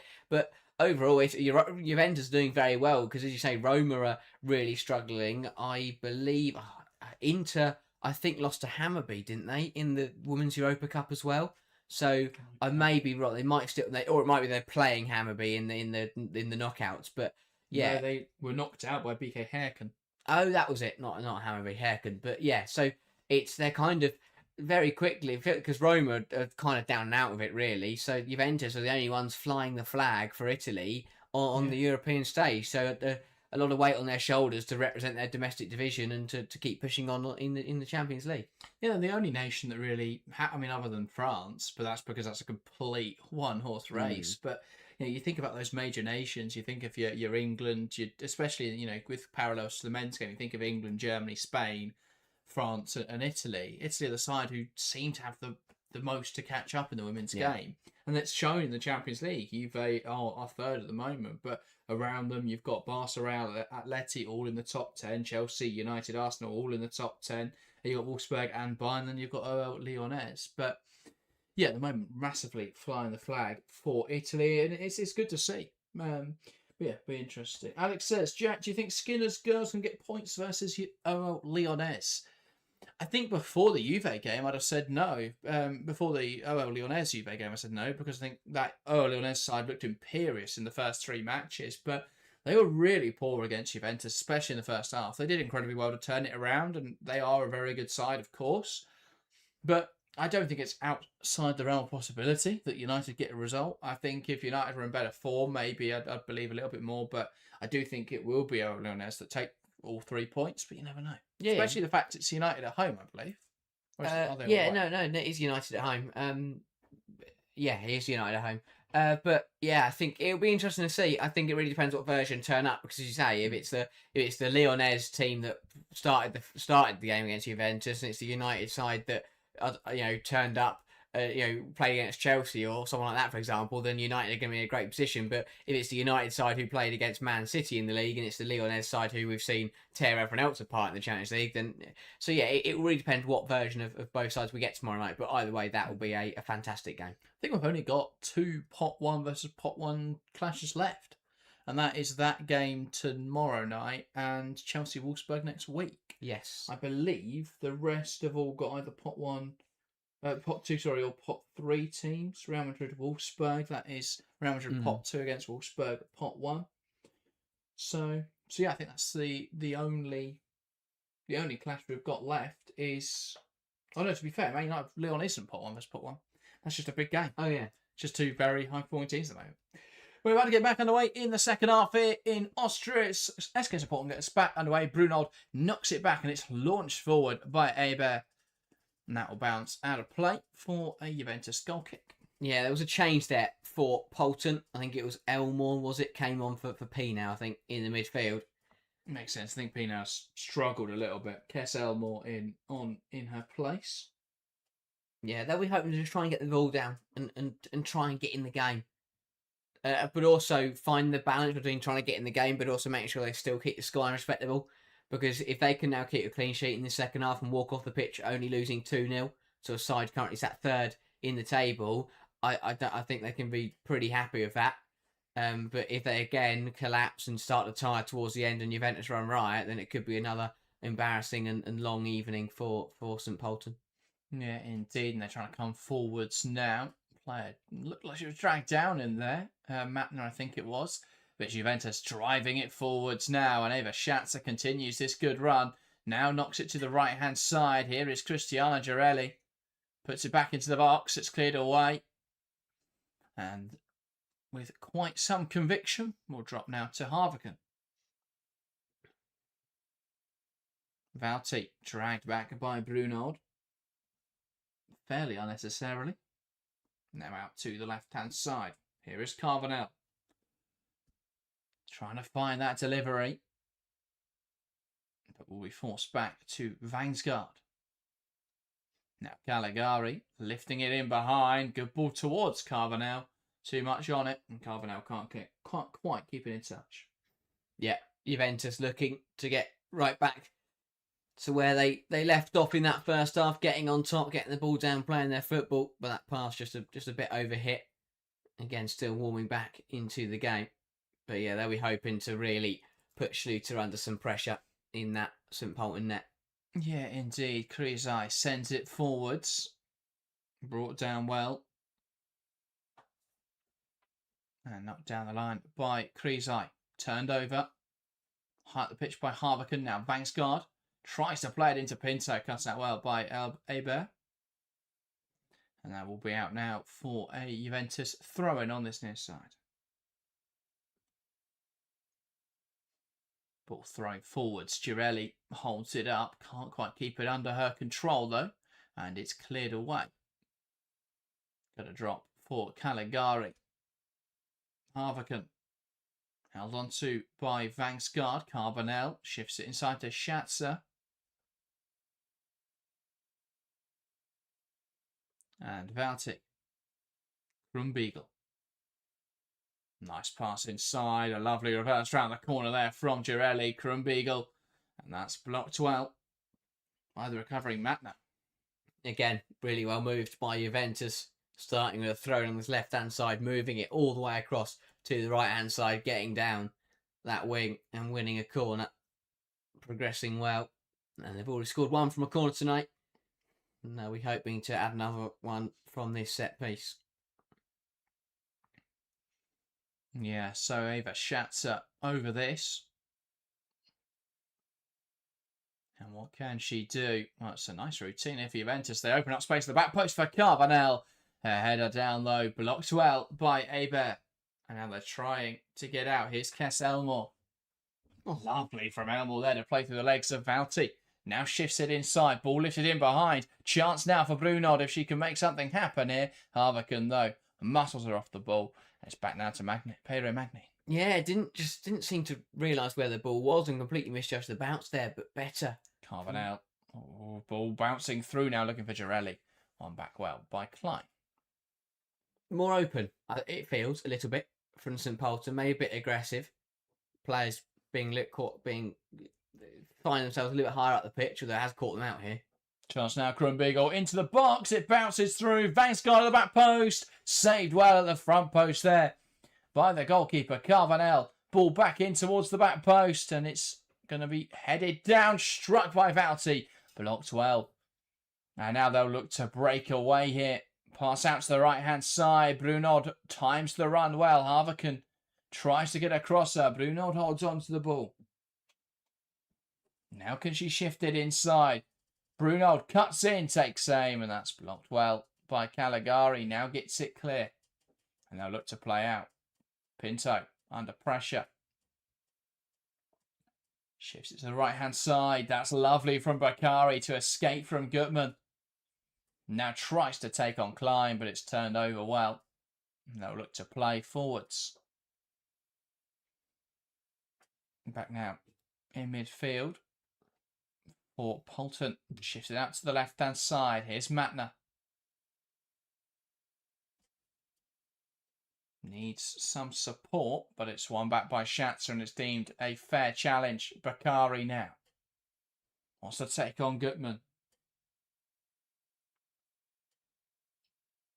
Forced back to Krumbiegel. Poland are out to play in the second half. They really have. I think they've caught Juventus a little bit by surprise.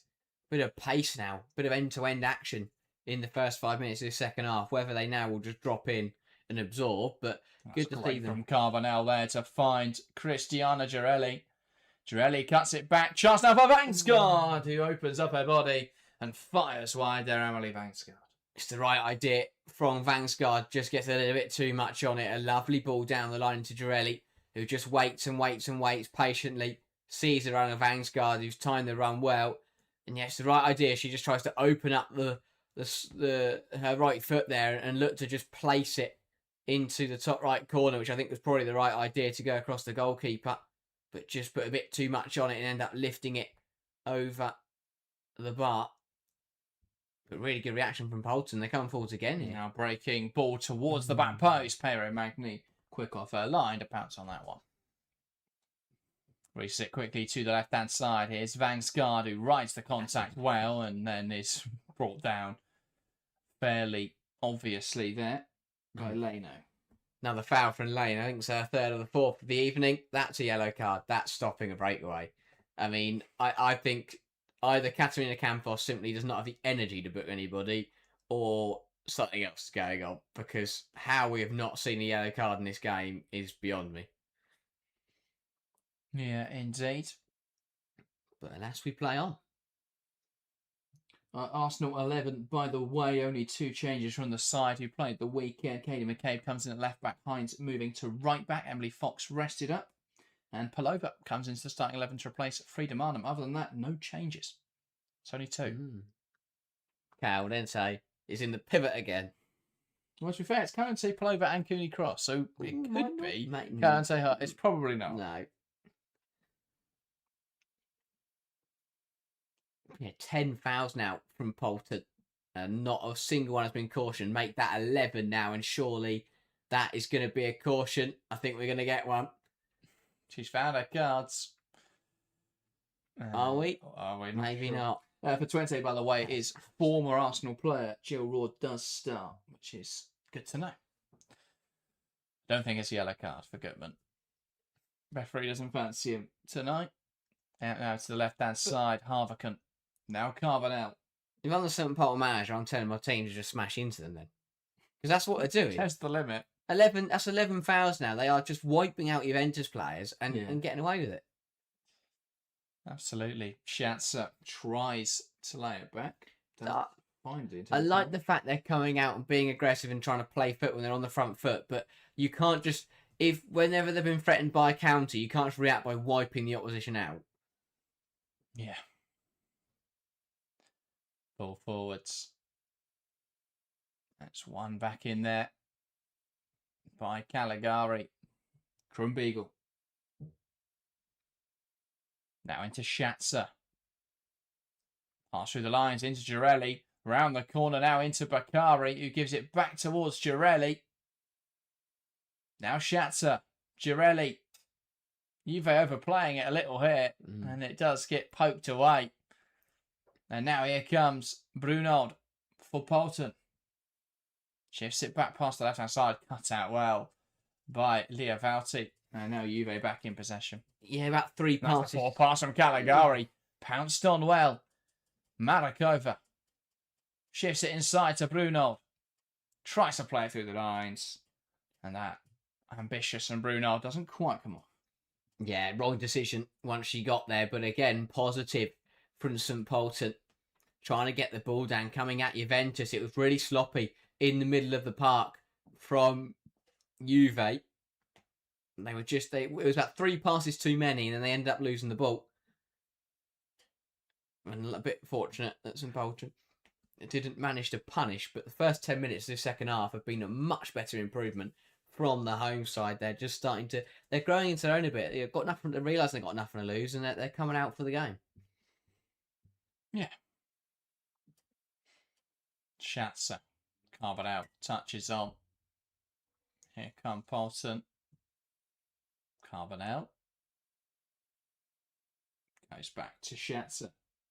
Ball into the box. Drops to the back post. Headed over the bar. And Bakari couldn't quite keep her effort down there.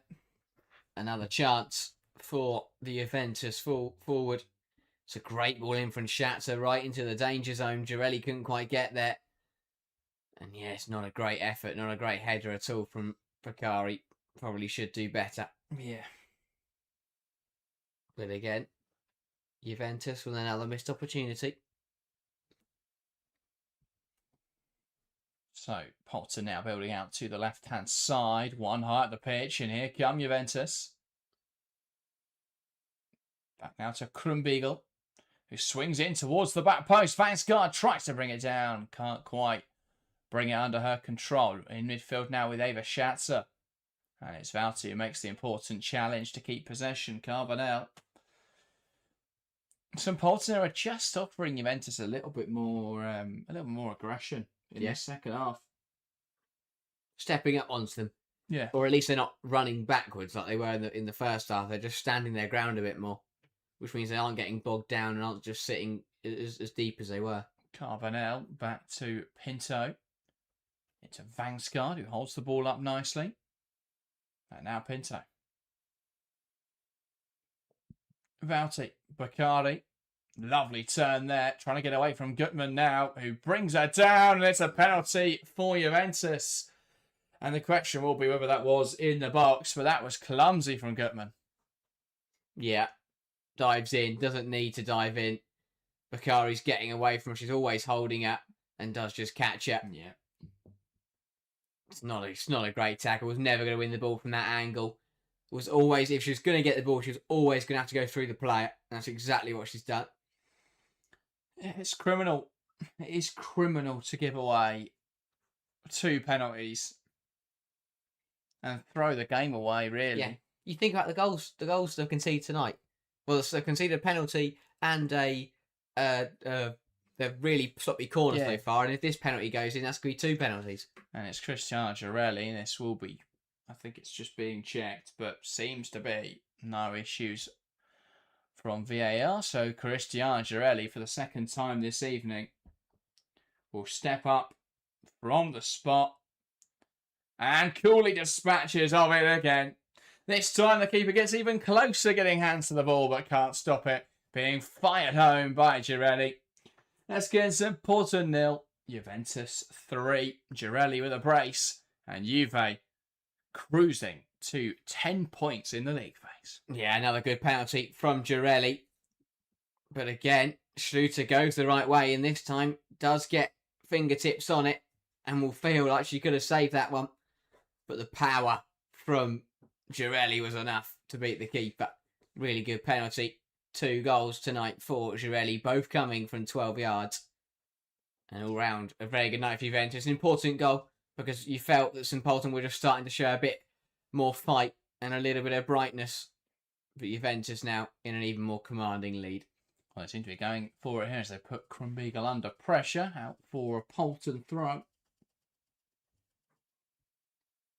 Ball forwards now. Alive in there. Ball into the area. Bruno down to Nagy, blocked well. And then hooked away by Pinto. Drops in midfield. Schatzer can't quite win it back. Nice give and go in there. Bruno looking to make that run in behind. Doesn't quite come off. And so, with half an hour left, Juventus in cruise control. Yeah, they'll be hoping to get a couple more. We spoke about the the lack of goals compared to the other teams right at the sharp end of the table. And of course, that isn't necessarily a problem because the fact they're there at the top of the table anyway is a great achievement. But they would like to get a couple more and just boost that goal difference, might help them gain a place or two. Yeah, well, strengthening their goal difference is undoubtedly going to help them strengthen their chances of progressing. They've already got a stronger goal difference than Manchester United and Bayern Munich, whose goal difference is still negative after shipping 7 to Barcelona. Also, Real Madrid at +4. Juve now at the same goal difference as them. Ball into the box. Now at the back post, looking for the run of Nagy. On back though by Juventus. Vangsgaard. Got to make sure they hold on to that clean sheet as well, Juve. Just a couple of times now we're seeing St Pölten start to really come at them and look to put some pressure on them. And it's been a few nervy moments for that Juventus backline. Vangsgaard into Girelli, who keeps it in play. That's turned over well by Aber. Drops for Carbonell, who shifts it inside well to Schatzer. And now it's with Harvaken. I've also just realised that Gutman wasn't booked for the penalty either. It's just incredible. Referees forgot our cards. Falling behind. And that was another blatant foul in there from SKN St Pölten. This time it's Tatiana Pinto on the receiving end of a trailing leg. Yeah, that was a very strong challenge, that. Very assertive and aggressive. Just barges in there. Yeah, Matakova. No need to do that at all. And a triple change coming for Juventus. That is going to be the end of the evening for Leah Vauti. It's also making way Amelie Vangsgaard and Astea Carbonell. So it's going to be Rossucci into midfield. It's also going to be Cascarino onto the left-hand side. And then Thomas coming in at left back. Yeah, I mean, I wouldn't be very pleased if I was 3-0 down and I saw Cascarino coming on. No. But again, just speaks about that quality and depth that Juventus do have. Oh, sorry, that would be Thomas onto the wing, Cascarino at fullback, of course. Pass down the line. Now looking for Lindsay Thomas, who's going to cut it back. Looking for Girelli, who's going to leave it to Baccari. Pinto. Cascarino. Back to Pinto. Juve overplaying again here. And Pinto now out to Lindsay Thomas. Girelli looking for Thomas again. And that is hooked away. And we'll drop now for Krumbiegel. Krumbiegel under loads of pressure, and it's one back in there by Matner. Matakova down the line. And that over hit. Will fall into possession of Harvaken. Now Caligari. Cascarino. Plays it down the line. Baccari bounces it back. Cascarino. Caligari. Cascarino. Baccari. Drives inside with purpose. Girelli. Rossucci. Now Krumbiegel. Rossucci.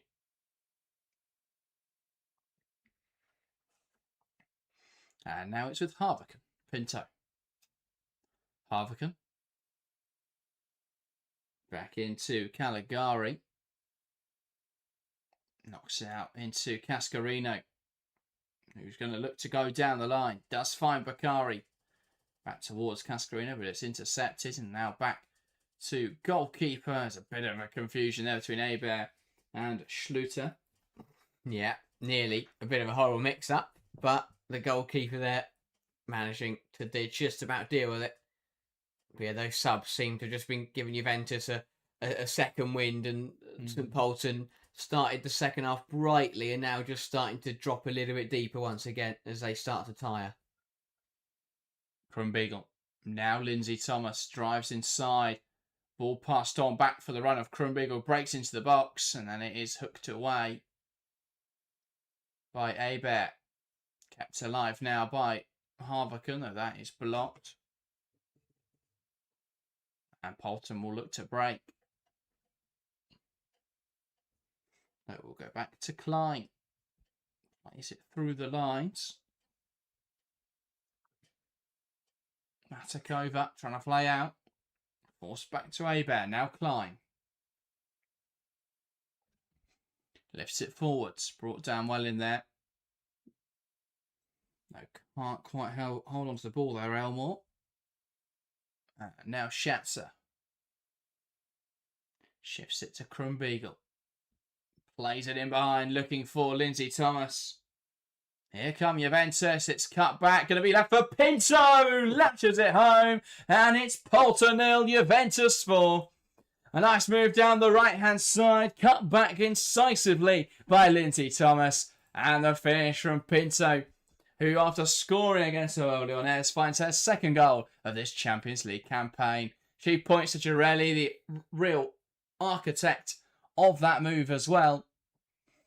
Leaving the ball, Pinto on hand to fire it home. Another really good move from Juventus. Great play in the wide area. The cut back from Thomas is well played. As you say, Girelli, the experience to leave it, let the ball run to the edge of the area where Pinto was waiting.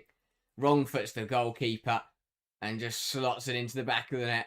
Convincing performance from Juventus, and they are really showing off in style at the moment. Really good, really well taken goal from Pinto. And this, again, is looking to get a little bit out of hand for St Polten. Although they are going to have a quick look at this goal. Yeah, I'm not sure what they would be checking. Referee does seem to be content. Standard checks, I would assume. And Polten get us back underway in this game. But this is going to be incredibly healthy for Juventus goal difference, up to +5 now. If they could find another, suddenly they're in the same, they have the same goal difference as Juventus. Obviously. Have the same goal difference, as Lyonnais. Have the same goal difference as VfL Wolfsburg, who are both sort of direct rivals for that top 4 spots. They have a better goal difference, already have a better goal difference, to be fair, than Real Madrid, who are also in contention if they beat Wolfsburg tonight. So, I mean, yeah, they played themselves into contention if they can keep scoring goals. Yeah, this is exactly what they needed. With this, and it also shows in the Champions League how important it is to get it right in both halves of the pitch.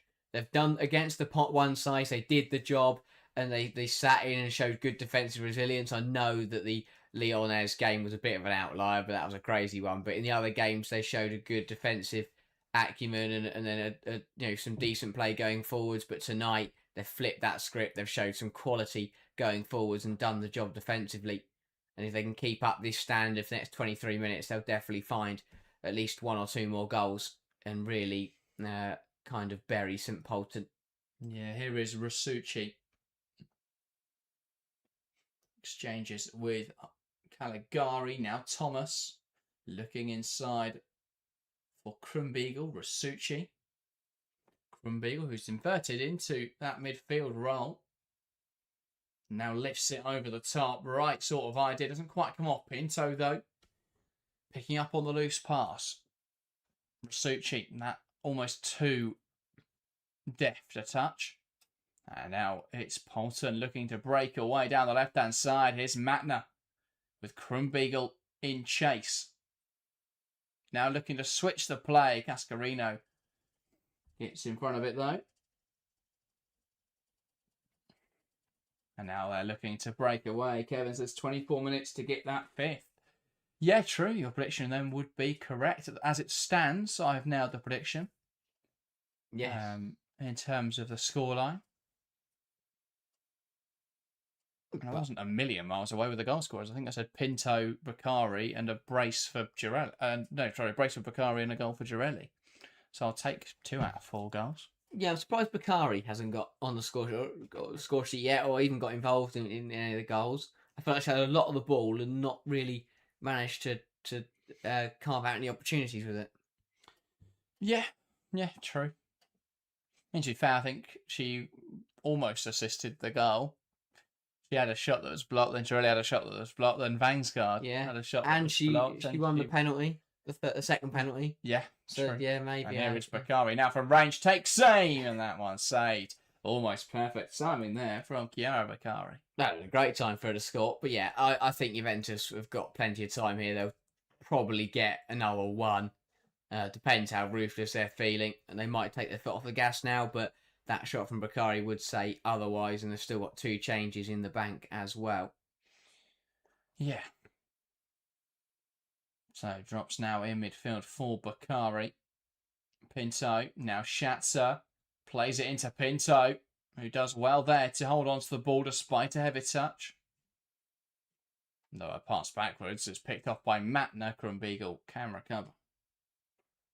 And it's back now with Pero Magnin. Here's Rasucci. Krumbiegel. Rasucci. And it's back to Pero Magnin, who's not been particularly busy in between the sticks to Juventus tonight. No, it has been quite a quiet evening. 4 attempts to 20 in favour of Juventus. Pretty convincing. Yeah. I don't think any of those attempts have been on target, which just makes it an even easier night for Pero Magnin. Fortunately, UEFA's site does not have attempts on target. Because why would you? No, that's not important. So we've got a tax. We do have to the number their passes completed. Juventus now nearing on 550. Wow. Yeah, dominated the ball, dominated the game.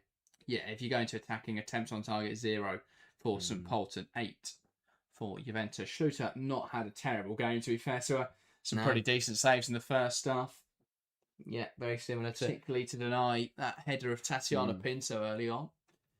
Changes for both sides now then. And it is going to be Juventus up first. It looks like changing midfield, I believe. As that is the end of the evening for Tatiana Pinto. A goal for her again this evening. I think she'll be pleased to be back amongst the goals. Yeah, another good performance from her. Again, just dictated everything in there. Combines well with everyone, with the partners of Schatzer and Vouty. And then Stolan Godo coming on. And for SKN St. Pölten, it looks like Sarah Matna, the left winger, who is coming off, and she'll be replaced by Teja Vrasovic,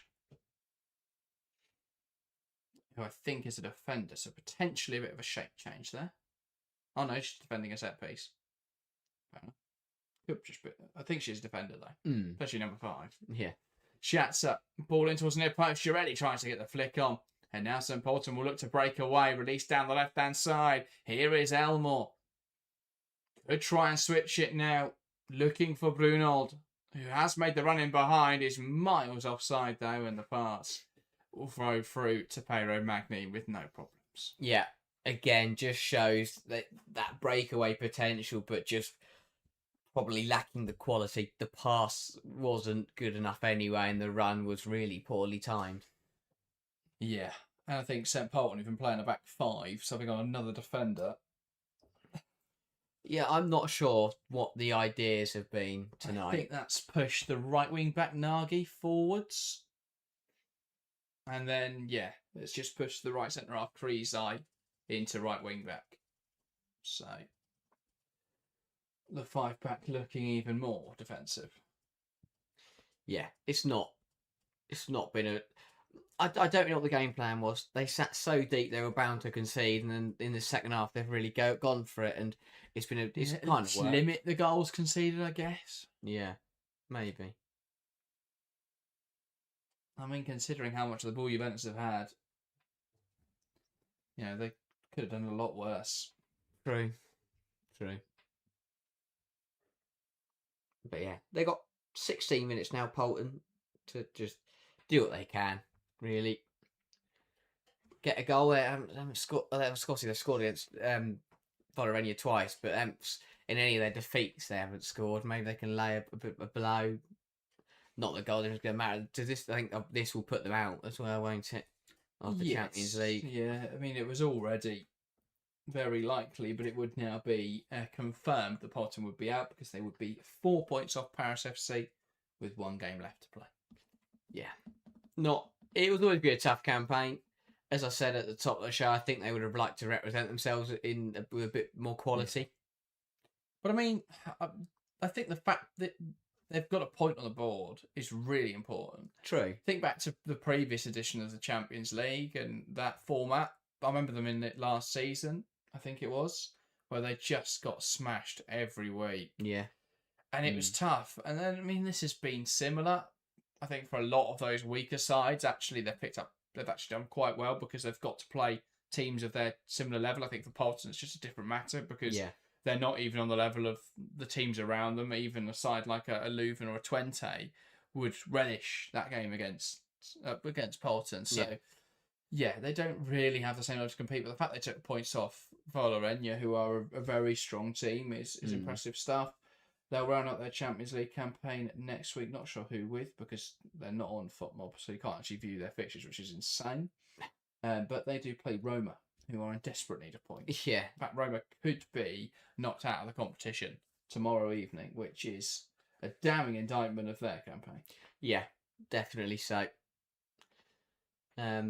It's not been. I think there's been a lot of weird performances in the Champions League, but Bolton they've given it a go in certain games, which is the main thing. The fact we could lose 5 teams in matchday 5 is pretty damning. That's group stage match week 5. That's the same as match week 5 again. Strikes again. Yeah, but I think the issue is because Roma and Paris PSG have been so bad. That's why they're in that position. Yeah, true. Change coming. It's I think like for like. No, it isn't. It's going to be Bakari off for Kuhlberg. So Bakari just carrying a little bit of a knock there. So that will be Krumbiegel going to right wing and Kuhlberg will come on right back. Yeah. Just on the end of a strong challenge there, Bakari makes sense to bring her off and just to freshen things up. Oh, it's not a very good pass from Bolton, so Girelli. Across now. For Godo, it's blocked. Thomas can't quite keep it in our grasp, and it's cleared away.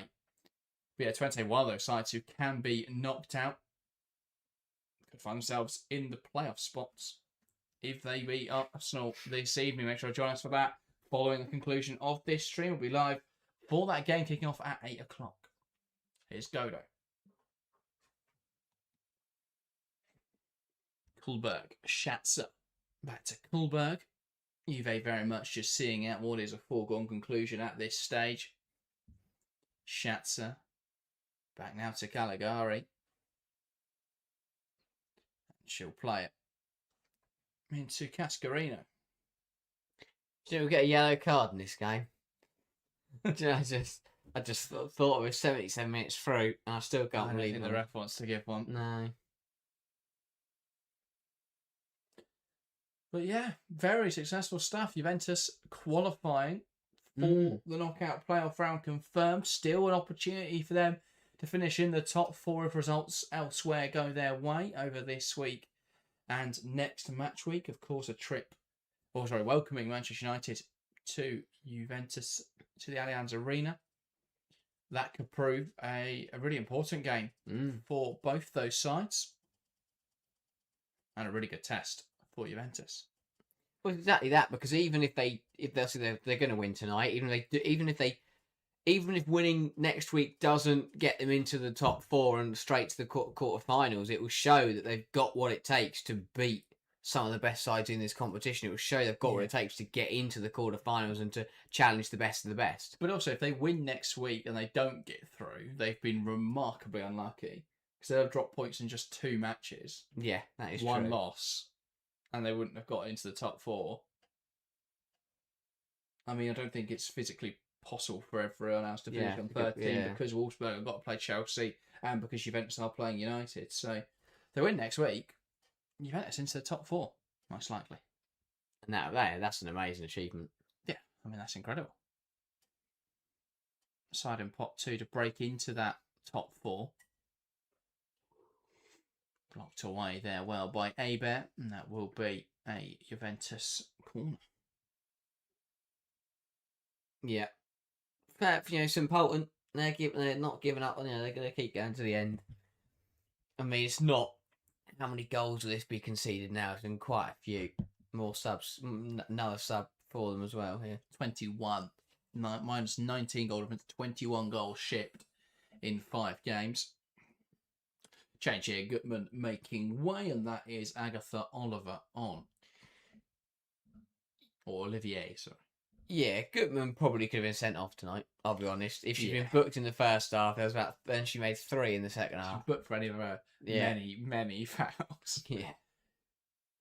Krumbiegel, ball in. That's headed away. She probably then would have got a second yellow for the penalty. Elmore breaking down the left-hand side. Juventus trying to get back in. Brunold. I mean, you wouldn't think it was Polten there on the counter. You'd think it was Juventus with the way that no one for Polten got forwards. And Juventus were flooding shirts back. Yeah. Ball now cut back to Girelli. Lets it go for Krumbiegel, and it's deflected home. And it's number 5 for Juventus. Polten, though, the master of their own downfall on this one. Didn't commit anyone forwards. Let Juventus win the ball back. They played straight through Polten, and it's a deflected effort. I think it will go down as a Krumbiegel goal to be fair, because the strike was on target, but it's deflected wide. Deflected past the goalkeeper, I should say. And again, it's smart moving from Girelli. It draws everyone in. And yeah, pour that from the captain, Klein. Krumbiegel adds the 5th. Really good again from Juventus. Another lovely move catching St. Polten out. And, well, I would say heart the pitch. They didn't get very heart the pitch. Girelli again, another non-assist with the little dummy to let the ball run through to Krumbiegel. Touch of class and just shows the value of experience. But yeah, an all-round, another really good goal. Five goals, 5 start from Juventus tonight. Well, Kev, now the prediction, the 75% in chat that went for Juventus. Well, I'd be very surprised if they're wrong now. Yeah. Be one of the greatest comebacks in football history. Yeah. Now welcome to the stream, Jorge Oliver, who says Galazzo, and Patakas, who says Golo. Indeed. Juventus finding another, completing what has been a dominant display. An absolute rout, really, of St. Polten, who concedes their 23rd goal. Or 22nd goal. Can't do maths. 22nd goal. They might be about to concede their 23rd because here come Juventus. Cascarino. Ball in towards the near post, headed away. And now picked on by Elmore. Under pressure there. And it's one back by Godot. Thomas. Dispossessed by Olivier. Tries to play it in behind. Caligari wins it back. A loose control though. And it drops now in possession for St. Polten. Switch the play into Brunold. And it's the recovering Kohlberg who gets back in there. Pero Magnin there with a few keep the uppies. Sums up her evening. That she's feeling the need to get the ball down and hasn't had much to do, Pero Magnin. No. But yeah, good day in the office all round for Juventus and for Kanzi. Cleared away. Schatzer tries to play it forwards. It's cut out. Now blocked out for a St. Polten throw-in on this near side. So it's Krizai. Down the line into Nagy. And that's how to play for another Polten throw. They can keep making their way up this touchline. Can they get a goal? Juventus will want to, make it a professional job, hold on to that clean sheet, but can St. Polten give themselves something to cheer about tonight? It's been a difficult, very difficult evening for them. Yeah, 6 minutes to go. You can't imagine there'd be much need for stoppage time. Yeah, I thought they showed a bit more against Chelsea, even though they conceded. I thought they showed a bit more against Chelsea, and definitely showed a lot more against Lyonnaise. So I think they'll be disappointed in the fashion that they have conceded tonight. To be fair, when they played Leonese, that was their B team. And it was True. comfortable. Yes, yeah, true. Chelsea had 43 shots, 19 on target, 9 big chances, only won 6-0. Polten registered just 1 shot in that game, with 25% of the ball, just Chelsea 75%. So they have struggled at this year's competition. Yeah. And that Leonese game, well, they had 6 shots, but they did concede 46 shots, including 15 on target. And obviously did ship 3 goals, which probably would have been considerably more if Leonese had played their full strength side. Yeah, that's fair. But yeah, replay then of that Pinto goal. Great cut back from Thomas, who I mean has been brilliant since coming on. Yeah, 2 cutbacks, 2 dummies by Girelli, and 2 goals for Juventus. Yeah. They're genuinely carbon copies of each other, which I think sums up the difficult evening for St Polten to concede the same goal Twice. You know, That deja vu. I mean, they've done that twice now because penalties. Yeah.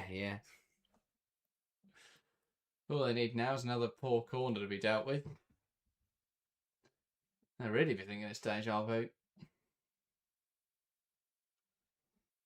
Throwing now on this near side for Polten. That came off Cascarino. Yeah, I think they're going to make another change.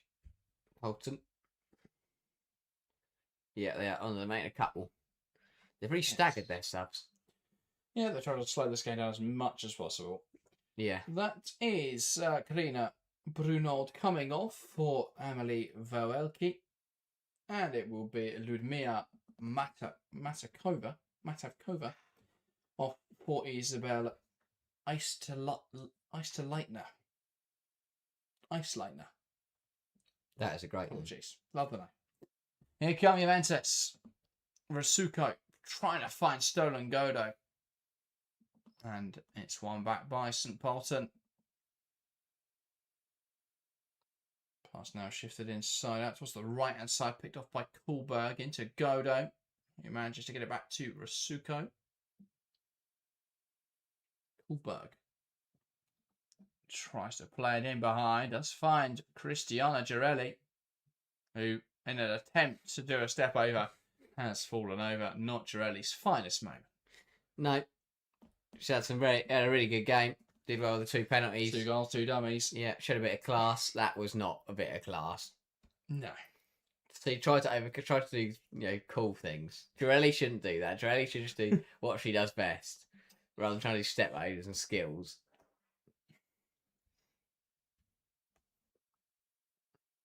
Rasuko tries to find Cascarino, one back in there well. And pulled back there was Voecki. And the first yellow of this game goes to Juventus midfielder, and that is Rasucci. I can't believe that. 88 minutes it's taken, and it's gone to a Juventus player for committing a foul. Brilliant. It is a yellow card. Oh no, no. That's not a pullback. She touches her arm. Oh no, come on. Well, his touch was heavy. And she's felt the touch on the back.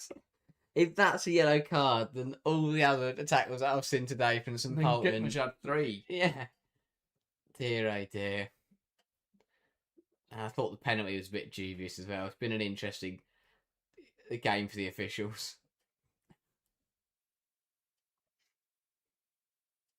Ball out towards the left-hand side, headed away by Kuhlberg. Olivia. Klein. And that's one back by Krumbiegel, who feeds it through the line. Girelli on for a hat-trick. Cristiana Girelli, big save from Schluter. He made her body big, and Girelli couldn't fire it past her. Another good stop from the St Polten keeper, again trying to play out, get caught on the ball. Krumbiegel does well to slot it into Girelli, who you felt was nailed on to get her 3rd of the night, but couldn't quite find the finish. Yeah, tried to go across the keeper there. Probably could have just fired that in at the near post. Yeah. Shatsa. Kept alive by Rasucci. Now Godo, who manages to shake off one foul and then does firm the other one. And that is a poor one from Krizai and the second yellow card of the game. And it goes to the Polten defender, who's going to get a talking to from Girelli saying, why are you doing that now? I love this, though. We don't get a single yellow card for 88 minutes despite loads of fouls, and then suddenly the referees have given out 2 in 2 minutes. I mean, to be fair, that is a very stupid challenge. 2 minutes of additional time. Thankfully, the referee UEFA has somewhere to be. Have rubbed their brain cells together. Usually, that'd be 9 minutes. Yeah. For all the celebrations. Harvican. Now Shatsa. Harvican back to Ava Shatsa. And now a pass across to Caligari. Harvican. Just the 23 attempts notched up by Juventus, not quite hitting the lofty heights of Chelsea's 40 and Leone's 46, whatever that was. Still, quite an impressive tally of shots. Harvican, Shatsa.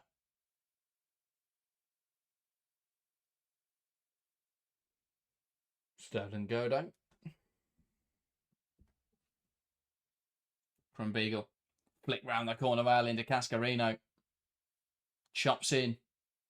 Now Krumbiegel, who can look to open up the body for the shot. Probably should have looked across it. Not a great effort from range. Yeah, going for glory. Looking to add the 6th in style and just couldn't put it. Just couldn't find the finishing touch. Vital simple to the stream. Unfortunately, I'm not sure what language you're speaking, but I do not speak it. But thank you for joining the stream. Ball back now to Olivier, held up well by Vielka. And now Thomas. And that is full time here at the NO Arena. SKN St Polten 0, their final home game of the Champions League, ending with a 5-0 defeat, with Juventus doing well on the road. Juventus move now on to 10 points in the Champions League, tying themselves with Barcelona and OL Lyonnais, albeit those two sides do have a game in hand. But still, Juventus, for now, shift to second in the league. And with 1 week remaining, Juventus are in a good spot to get top 4. Not impossible now, but they could do it. Big victory for Juventus. They face United next week in what will be a very important match. But that is everything from this stream. We'll be back in just about 10 minutes as Arsenal take on FC Twente. So don't go anywhere. Head on over to that stream page. In fact, if you stay in this stream page, it will auto-direct you to the Arsenal Twente game. So join us in just a few minutes for more Champions League action. Thanks to everyone that has joined us for this early stream, and we'll see you in a moment.